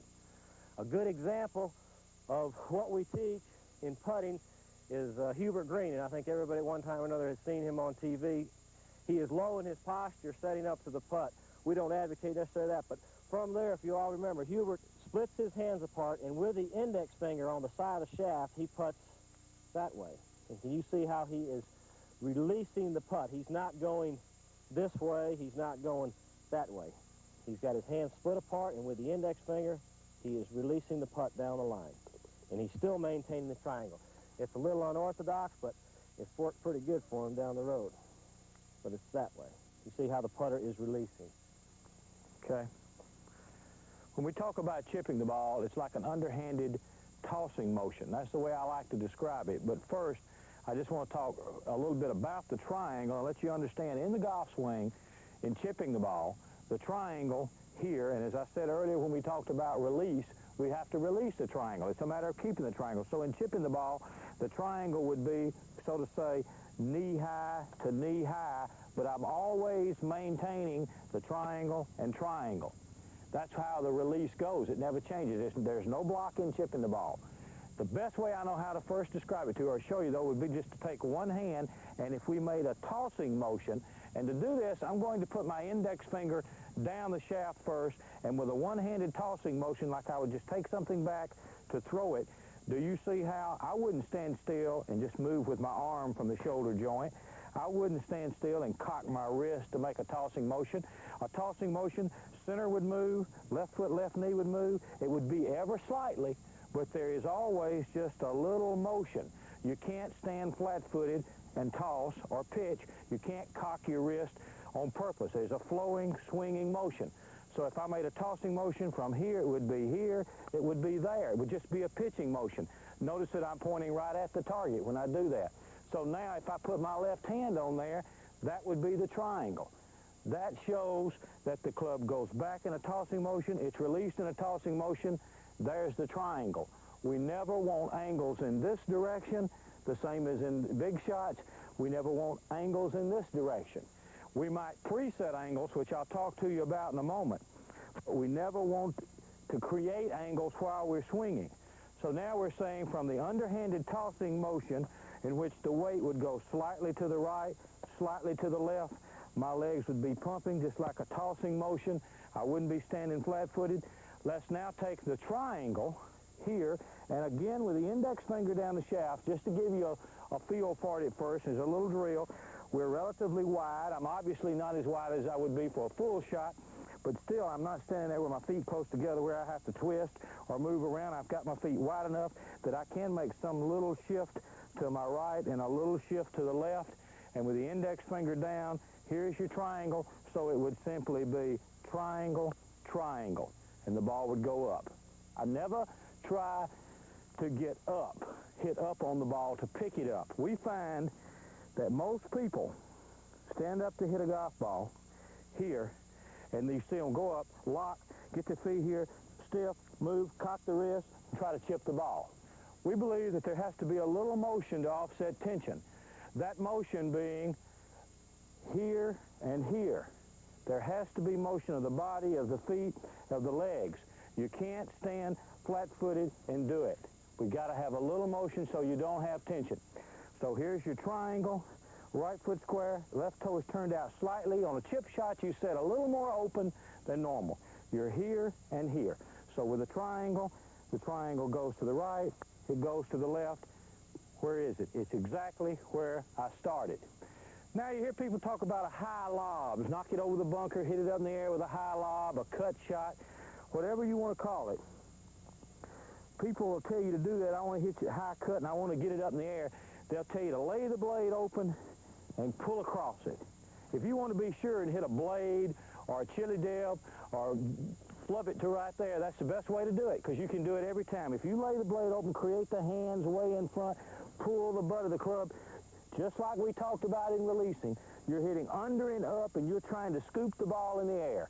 From there, you'll hit behind it sometimes. Sometimes you'll catch it on the upswing in this manner and top it or blade it.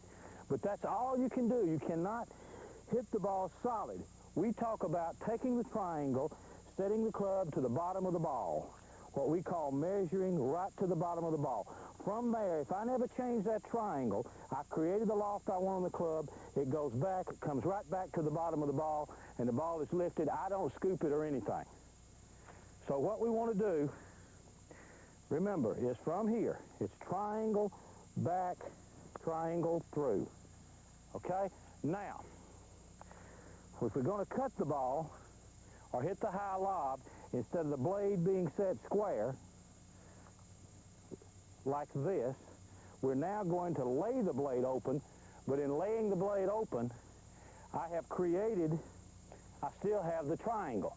I don't lay the blade open by creating angles. I lay the blade open by just simply turning the club and creating more loft. Now from there, with the blade open, with my index finger down the shaft again to show release, what have I got? I've got the triangle goes away, the triangle goes through.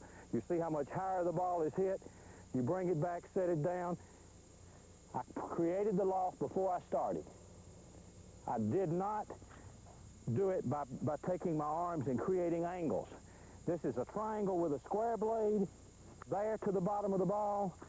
I can set it back up, lay the blade open. I still have the triangle here. I still have the triangle there.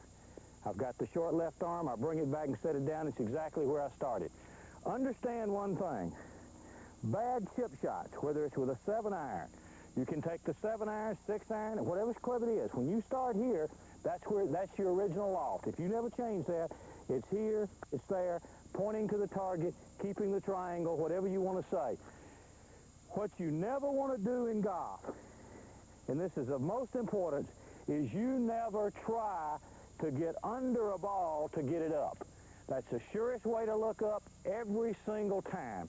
Here the ball is. I'm going to try to get under it. The low point of my arc is behind the ball. I can either hit it fat, I can top it, I can hit it thin. You do everything because you're pulling up out of the shot. You are blocking. You want to set the triangle here, and you want to hit down and through it and release the club to the target every single time. Then you're utilizing the loft that you set on the club. You can preset it, whatever you want to do. Okay, now Jim's going to hit an uphill lie for us here. The ball's more forward, more up to the left heel. But his weight, he's equaling himself out, leveling his hips and leveling his feet, knees, and everything out by getting more of the weight to the left side, but it's equal. He doesn't have all the weight on the left. He just balanced himself up. Okay, Jim? Now, if you notice from that lie, he had to stay back a little because of the bank. It's very hard from there to move right on through or right on into the shot. It's going to be just a little layback in a shot like this.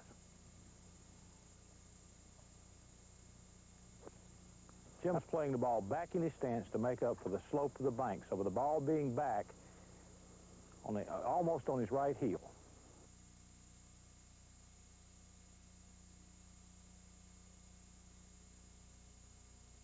Okay, this is a side heel lie with the ball above your feet. Jim's going to measure to the ball by gripping down on the club slightly, holding the triangle, and he sets to the ball in his legs. He keeps his levels, and everything sets down level in his legs, and he just measures to the bottom of the ball. Okay, now let's take a look at bunker shots.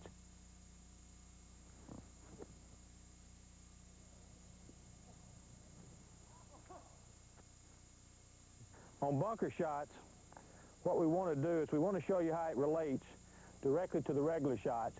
Obviously, your stances are different depending on how the sand is and the texture of the sand, but you always want to set your way in good and get yourself worked down into the sand good and get a good foundation.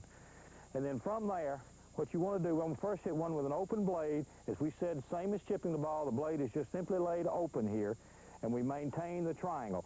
But here, instead of hitting the back of the ball, instead of hitting the back of the ball, I'm going to hit the sand about an inch behind it. Now take the triangle away together.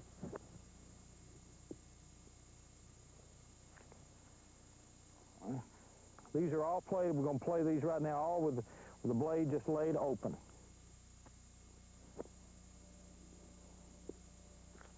In bunker shots, obviously, and chipping the ball or whatever, all we can do is talk about principles. So the principles involved in chipping the ball are very similar to the same principles as sand play. The basic difference is that in chipping the ball, we're measuring to the bottom of the ball here, and just like if I wanted to chip the ball from the sand, you'd measure to the bottom of the ball, the club would go away. You can pick the ball clean from the sand. But in playing sand shots, or blasting the ball out of the sand, and the ball would be plugged or buried down more, instead of measuring to the bottom of the golf ball, we're measuring to a point behind the ball, let's say an inch behind the ball. But the same basics apply here of keeping the triangle, keeping the original position, and of releasing the club to the target. All your angles are preset. You don't create angles while swinging, but the difference is instead of measuring to the bottom of the ball, we're measuring to a point behind it. Now, what we see a lot of times is we see a person walk in, lay the blade open correctly, then they hit the sand behind the ball, but when they hit the sand behind the ball, they're pulling the heel of the club, they're pulling up, and they say, well, I hit sand, I don't know why I missed the ball. But what happens is the low point of the arc hits the ball behind it, but because of the blocked pull position, here they're hitting under and up, and therefore they just blade the ball out of the bunker, and they don't understand why. You have to hit down and through the sand on a bunker shot the same as you do on a chip shot. So here, we release the club. Here's my triangle with an open blade, hitting the point behind the ball. The blade is laid open, but I'm going to keep the triangle. I'll even do this with the index finger down the shaft. The triangle goes here, the triangle goes there. So when I bring it back, there's the triangle with the blade preset open. Now, the other way, if you had a ball buried or plugged here, buried down and plugged real good, the idea would say, okay, now how do you get that out? Well, I can play it with a closed blade, but with the same principle. I'm going to hit the point behind the ball, but I am also going to hit from there with the index finger down. I'm going to release the club down and through it. So the ball's going to come out on a lower trajectory, but I still hit both shots a descending blow. The basic difference, again, is instead of measuring to the bottom of the ball, I measured to the point behind the ball, and then I release the triangle to the target where I start. Also, you might have a shot to where you need to cut the ball more. You may need to loft it real quick, stop it real quick, just a little short shot right on the front of the green. The way to do that would be you'd set more open. All this is things that you'll have to work out and figure. We can't tell you an exact rule for hitting a bunker shot or a chip shot. But if I set open, I lay the blade open here just to hit it up. I set more open, so now the club will go a little more outside when I take it away. But I'm doing that with the triangle. I can pick the club straight up, but I'm doing it with the triangle. Assume there would be a bank here. If I want to get it up, I can take it straight up, but I'm doing it with the triangle. I'm doing it with the center. I'm not going with my arms or with just my hands. So from here, I can pick it up outside the line with center. I can put it through. I can hit the soft shot. But always, wherever you start, you maintain that position. You can preset angles this way. You can pick it up quick with center, but we never want you to do it with just your hands or just your arms. We don't want any form of manipulation. Okay? Remember, golf is not complicated. It's very simple if you'll let it be that way.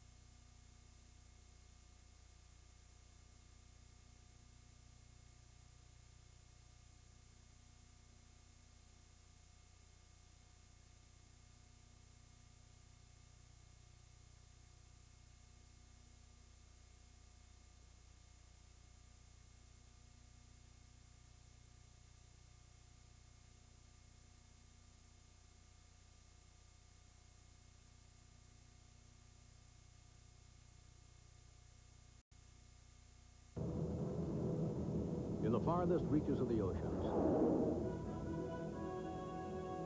in the deepest depths, live creatures so powerful, mysterious, and magnificent, they stagger our imagination.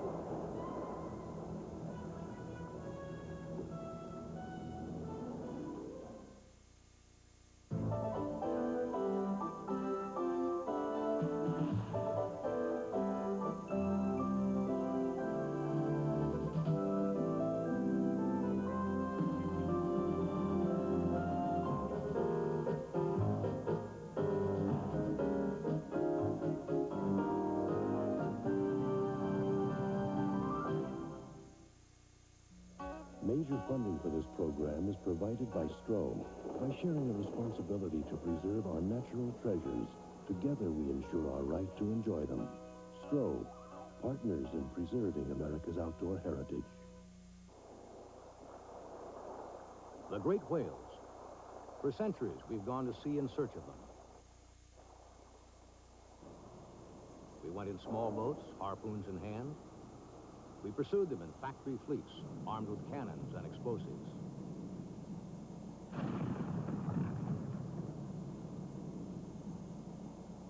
We made countless voyages, learned 100 ways to kill them. We saw them as monstrous, unfeeling mountains of blubber, commodities to exploit as fuel for our lamps and food for our tables. What we knew about whales was used to kill them. We found out that if you harpoon a whale calf, its mother and other members of the pod will gather to protect it. That made it easy to pick off the adults.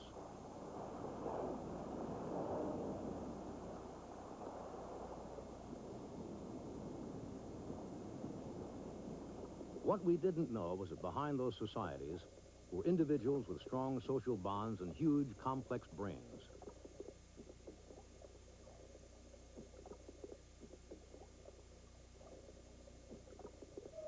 Until we could dive underwater, we couldn't see that the world of whales is beautiful and mysterious. Until we listened, we didn't know the whale is the only animal other than man with long, constantly changing songs. When we finally did see, a light went on in people. I saw a humpback whale, and he jumped up out of the water, and he went splash in the water, and all the spray went everywhere. I don't know. It's so big and yet so gentle, and it's something that's quite extraordinary. Maybe I can feel for a big, gentle thing.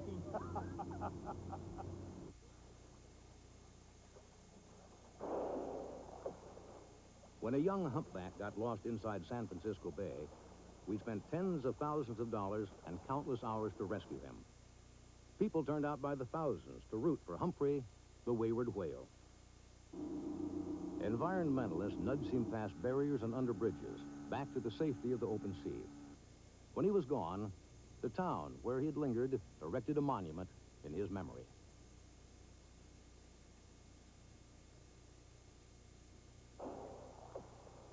Today, when we enter the whale's domain, we come to marvel and to wonder. For we know we are just beginning to understand what whales are about. What we do know is amazing. Whales are the largest creatures ever to live on Earth, far larger than even the dinosaurs. The blue whale grows up to 100 feet and 200 tons. It has a heart as big as a Volkswagen.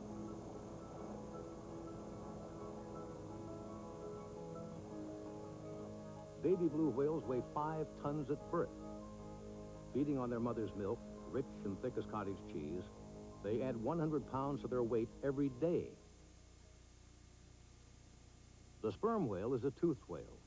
It hunts big prey like squid, diving a mile or more below the surface, where it uses echolocation to find food in the dark.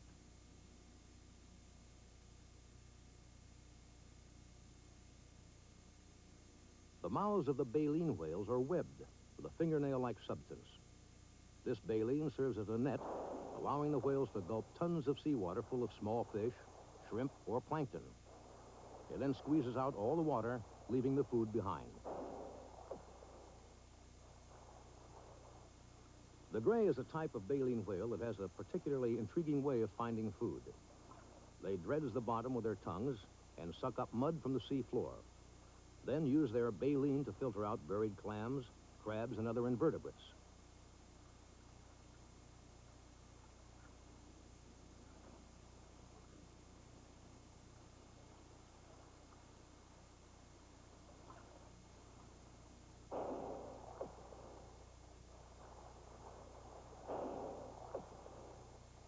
These humpbacks cooperate in getting food.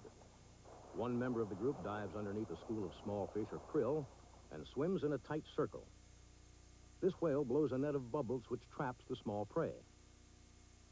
All the whales then streak up the column, mouths wide open, gulping food concentrated inside this bubble net.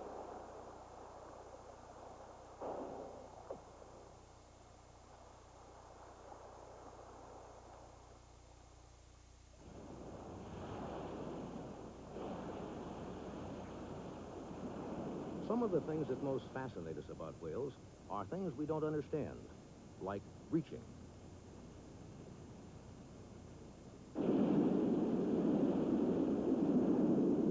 It takes a lot of power to propel a 40-ton body into the air. They may be doing it to knock off parasites or to signal other whales. Or maybe they're just having fun.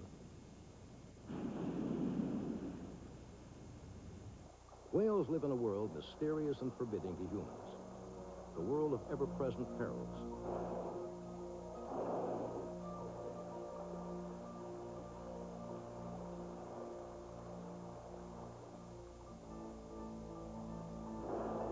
Even this mighty blue whale is not immune from attack. This extraordinary footage of an attack by killer whales was filmed from a SeaWorld research vessel off Baja, California. As the killer whales gain the advantage, they tear off large chunks of flesh.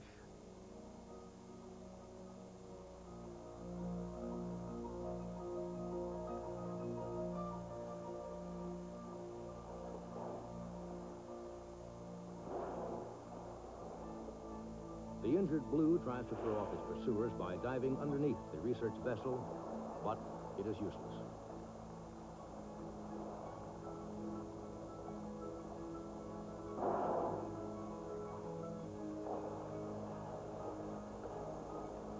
When the killer whales pull back, they've gorged themselves on hundreds of pounds of flesh. The blue whale is mortally wounded.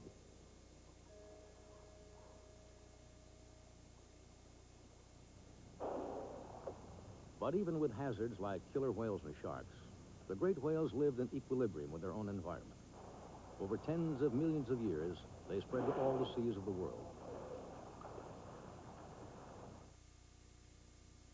But then a carcass washed ashore, and someone learned these huge bodies contain enormous supplies of food and oil. The first whale we hunted was slow swimming and so loaded with blubber that it floated after death. We called it the right whale because it was the easiest and best to kill. During the Middle Ages, the Basque people of northern Spain killed right whales and sold their oil throughout Europe.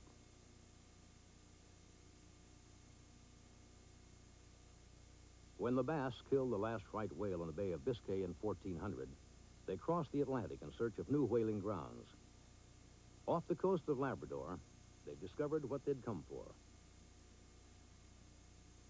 a huge population of right whales.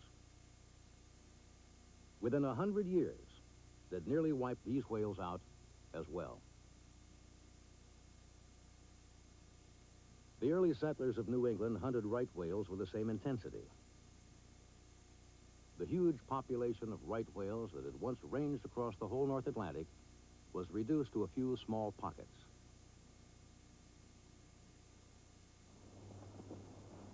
Now Scott Krause of the New England Aquarium is gathering data to help create a recovery plan for the right whale.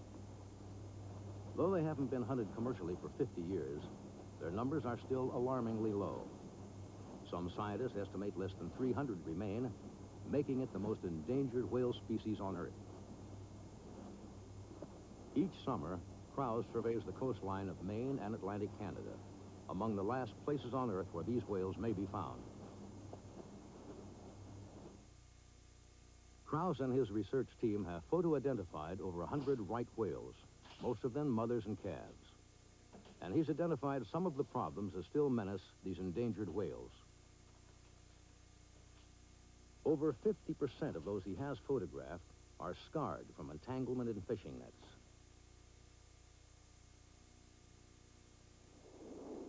And slow-moving right whales are being struck by large ships. This one was killed when a tanker ran over it. No one knows how many right whales die and are not reported. We have a research program on North Atlantic right whales, and using carefully taken photographs of right whales and their identifying features, we can track individuals around the North Atlantic with the idea that we can establish something about their movements and behavior patterns, and that in the long run, identifying their habitats and how they use those habitats, we can do something to protect them and ensure the survival of the species. We also need to know whether the population is in fact increasing or decreasing at this time. Krause joins Canadian researchers in remote waters off Nova Scotia. Here they hope to find some answers about right whale mating habits, gestation periods, and intervals between calves. But fog confounds their efforts.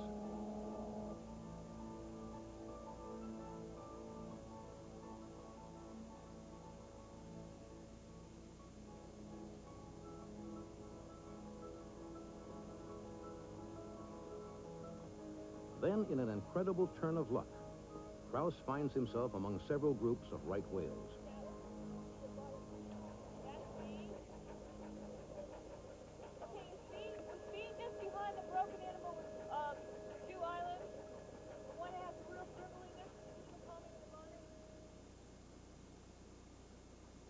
The following morning breaks clear, and whales are sighted almost immediately.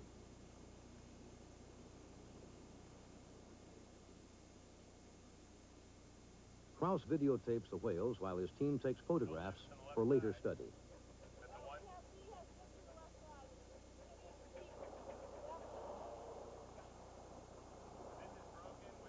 To identify individuals, the researchers use scars and the thickened patches of skin called callosities, which grow on the whale's forehead.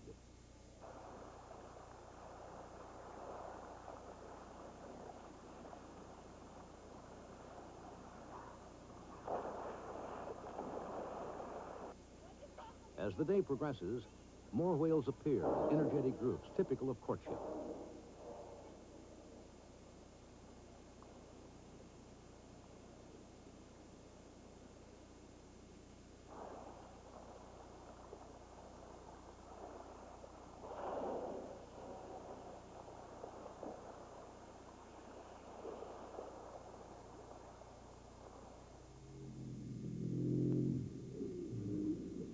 Females initiate courtship by calling in the murky depths.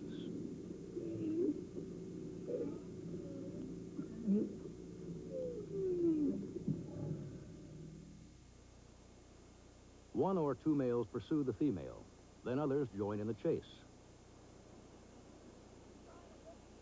In the excitement of courtship, the whales virtually ignore the research vessel.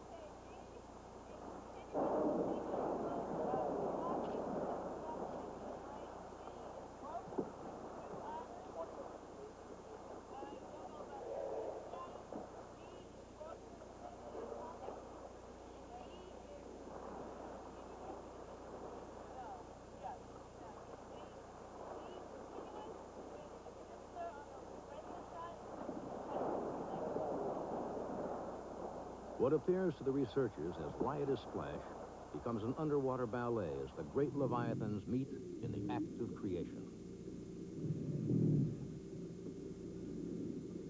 This rare footage is the first documentation that right whales are mating on their summer feeding grounds.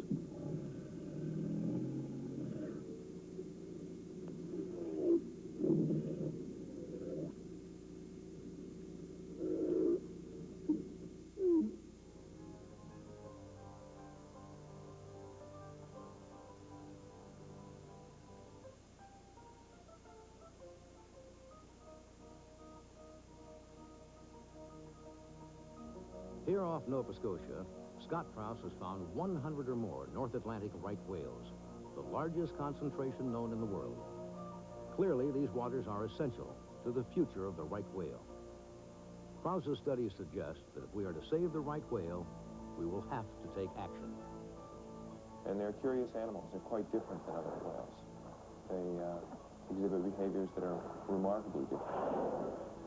And because they're so rare, there's a real opportunity to perhaps make a difference in their survival. Of all the species of whales in the world, we actually have a chance to do something for them by protecting habitats that are well identified. And it's a pretty good reason to keep working on it.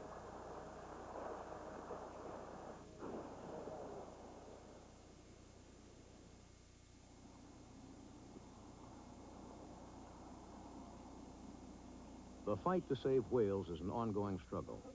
Ironically, much of this work takes place indoors, far from the sea, in a game called politics. To understand the battle to save whales, we must understand the development of whaling as a major economic force. After virtually wiping out the right whale, the Yankees had discovered the sperm whale farther out to sea. Overnight, New England became the center of a new kind of wealth.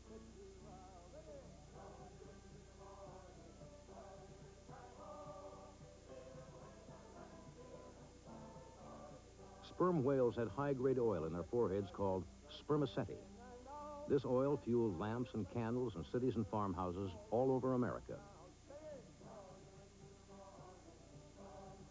When the sperm whales near New England were depleted, the fleets ventured farther and farther from home. Voyages lasted up to 4 years. Whaling industrialists financed exploration of the Pacific and even the Antarctic in their search for new whaling grounds. The captains and owners of whaling ships built elegant homes.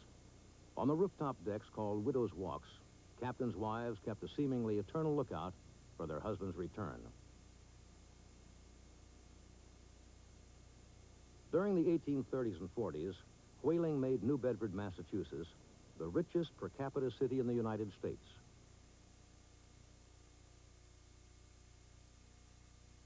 Whalers at sea often had a lot of time on their hands. They used it to carve intricate designs in the teeth and bones of sperm whales, an art form called scrimshaw. This authentic footage, taken in 1916, shows how the Yankees hunted sperm whales. When whales were sighted, the crew lowered the longboats. Each time a harpooner threw his lance, he knew he and his companions ran the risk that the whale would turn on them.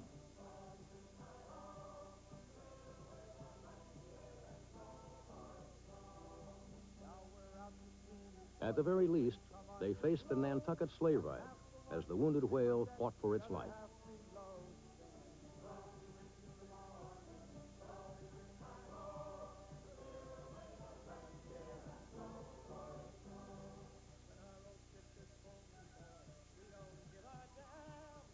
When they had killed all the whales they could, they bent their backs to haul each carcass back to the ship for rendering. Processing the blubber went on day and night. Conditions on the ships were notoriously filthy.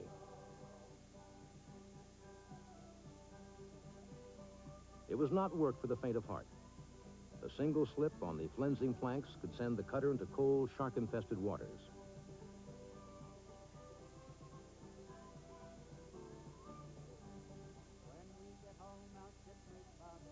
From towns with names like Mystic, New Bedford, and Nantucket, the whaling ships went forth. The era provides a unique chapter in the history of America's expansion and growing prosperity. But even then, the havoc it brought to whales was becoming clear. Herman Melville, the author of Moby Dick, worried if Leviathan can long endure so wide a chase and so remorseless a hunt.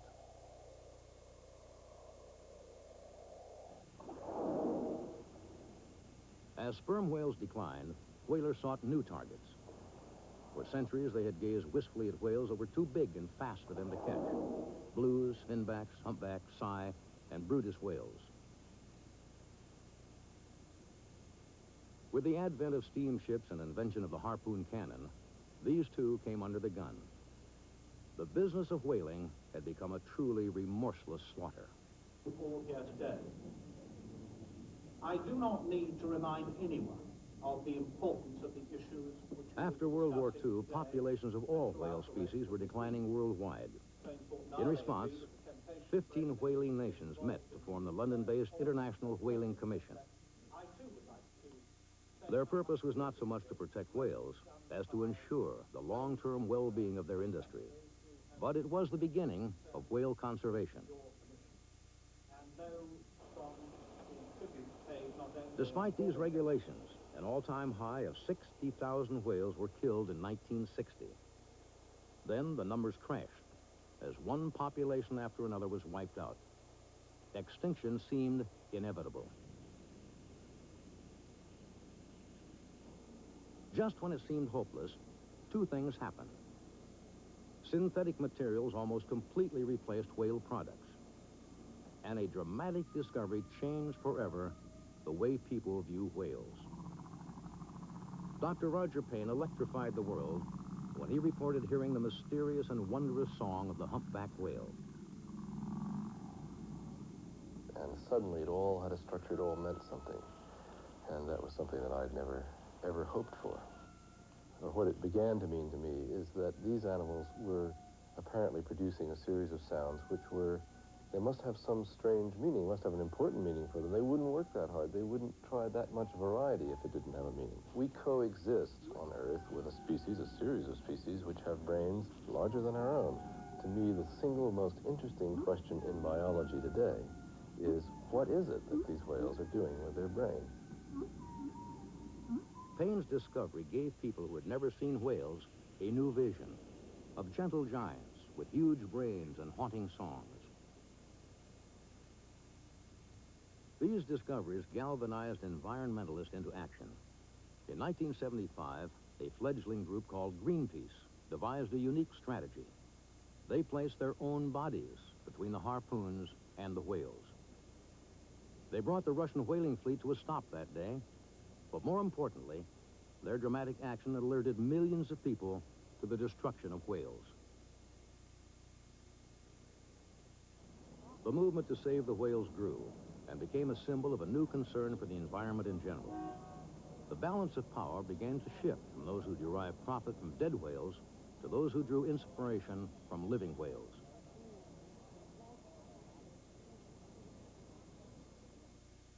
The United States Congress passed laws to end commercial whaling in U.S. waters.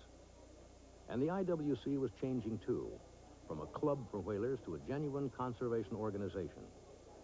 In 1986, the goal of the Save the Whales movement for more than a decade became reality, a worldwide ban on commercial whaling.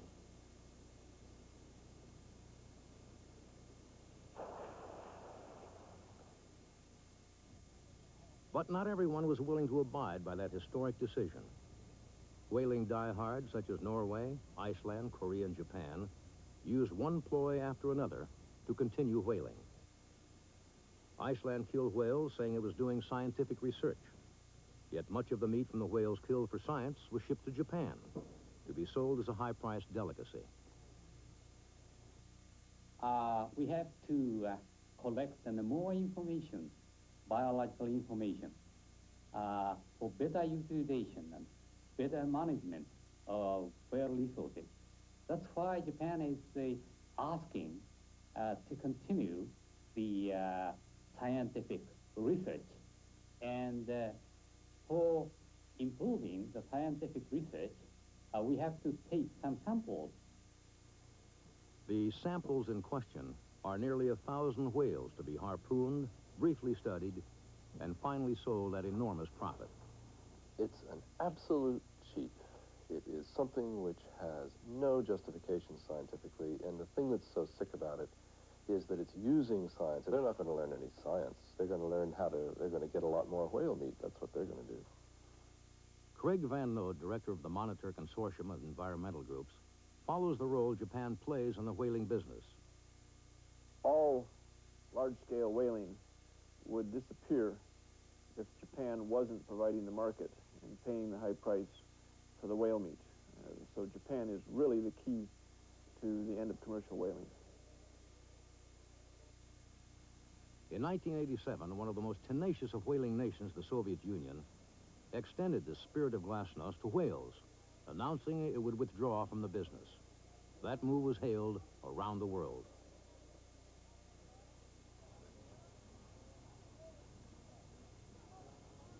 In some countries, a new and potentially more profitable business is emerging, one that may actually contribute to saving whales.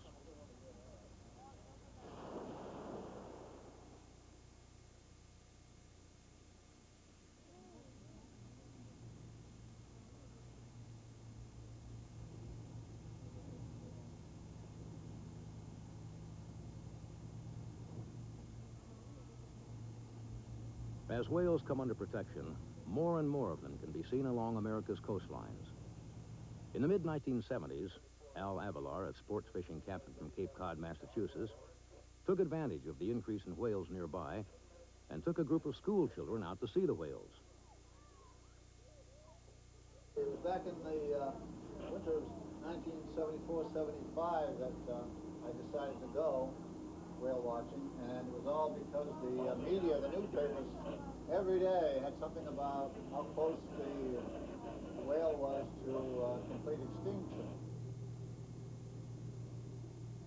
The stars of the show were the humpbacks. Far from being frightened of the boats, the whales appeared curious, even friendly. Humpback whale definitely comes over the boat because it's an inquisitive animal. He wants to people watch.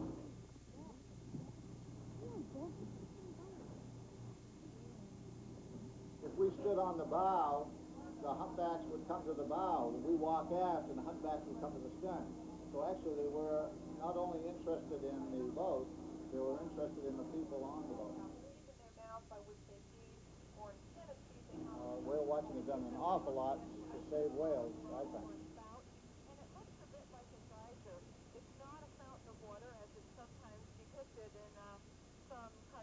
Since those tentative beginnings, Captain Al's business has grown quite a bit. Yes, we carry at least 100,000 people every year. Now, yeah. Quite proud of that.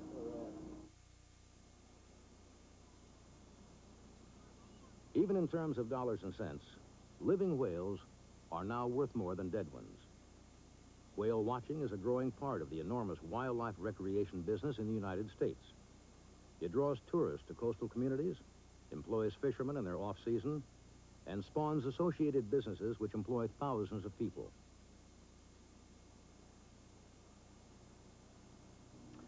The second suborder... Along both coasts of the United States, in Hawaii and Alaska, whale watching trips are in demand. They're also called baleen whales. What they have in their mouths instead of teeth is baleen. I'm holding up just... But it's not always a pleasant experience. The oceans can be cold and rough. Some days there are no whales to be found.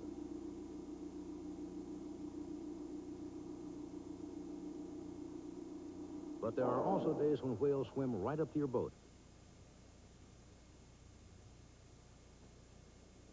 Or fling themselves into breaches. Or turn the tables and do some people watching. Though whale watching is obviously less harmful to whales than hunting, it is not entirely without problems. Boats traveling near whales risk the possibility of running over them.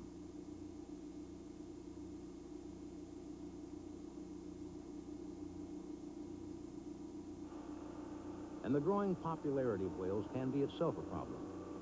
One holiday weekend off Cape Cod, more than 40 whale watching and private pleasure boats ganged up on a right whale mother and calf, driving almost on top of them.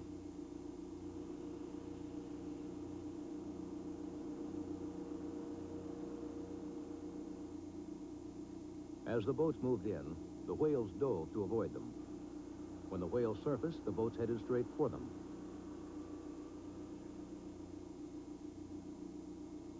The pursuit continued for hours, ending only when darkness fell.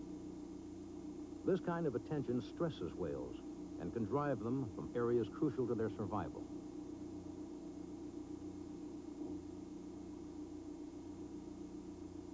There's some very dramatic cues as the fin whales, at least some of them, are feeding in this area. Once again, the birds, a good indication. But for the most part, whale watching boats are a benefit to whales. Many of them carry scientists. And because these boats spend so much time at sea, they sometimes discover things about whales before anyone else can. Recently, whale watchers discovered large numbers of endangered blue whales off the coast of Northern California.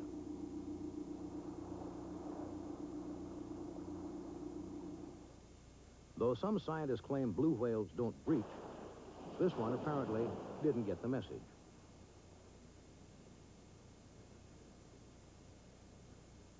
Several calves have been among the more than 40 blues, giving some hope for recovery of the species. And whale-watching boats can even offer a kind of protection to whales. In one widely publicized case, a whale-watching boat chanced upon fishermen who had encircled 2 humpbacks in their nets.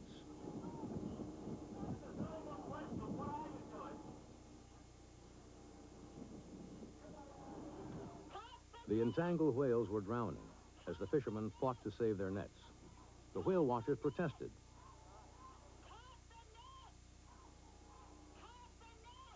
And this videotape, made by one of the whale watchers, was used as evidence against the fishermen for harassing whales. Eventually, the fishermen were able to free the whales, but these humpbacks may never again show their former trust and curiosity.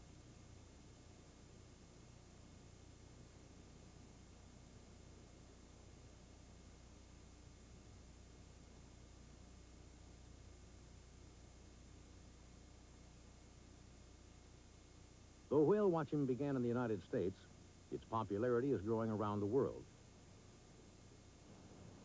In the Dominican Republic, tourists can now see humpback whales sporting on the calm waters of Samana Bay.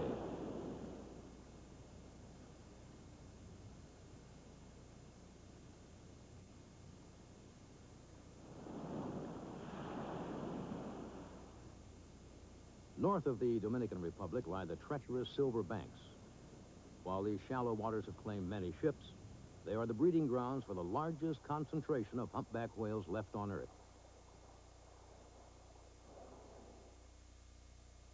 To protect the humpbacks which winter in its waters, the Dominicans have declared the Silver Banks a whale sanctuary.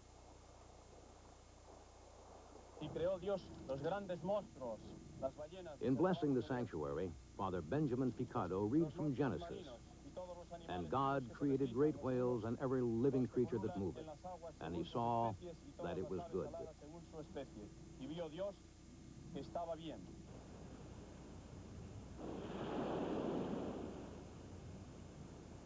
Of all the animals mentioned in the Bible, the whales come first.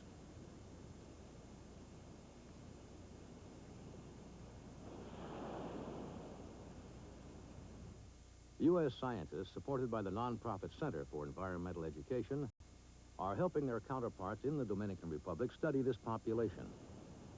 In the near-shore waters of Samana Bay, researcher David Mantilla works with Osvaldo Vasquez and Hector Ramirez on census.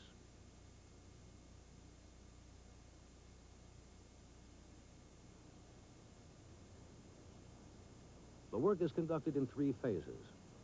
Aerial census gives an overview of the entire Dominican humpback population.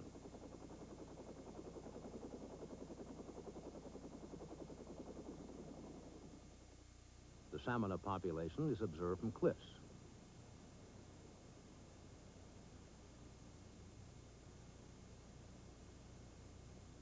Finally, identification of individual whales is made from small boats on the protected waters of the bay itself.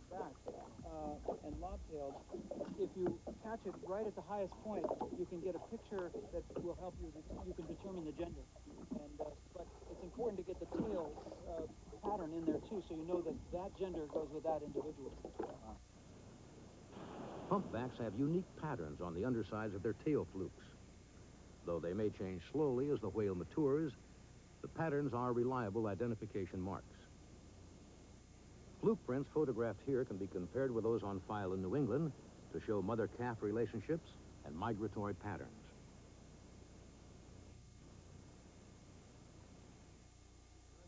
Until recently, people living on the island didn't know about the whales just offshore. To teach them about their giant neighbors, the researchers called on Flo, an inflatable humpback whale.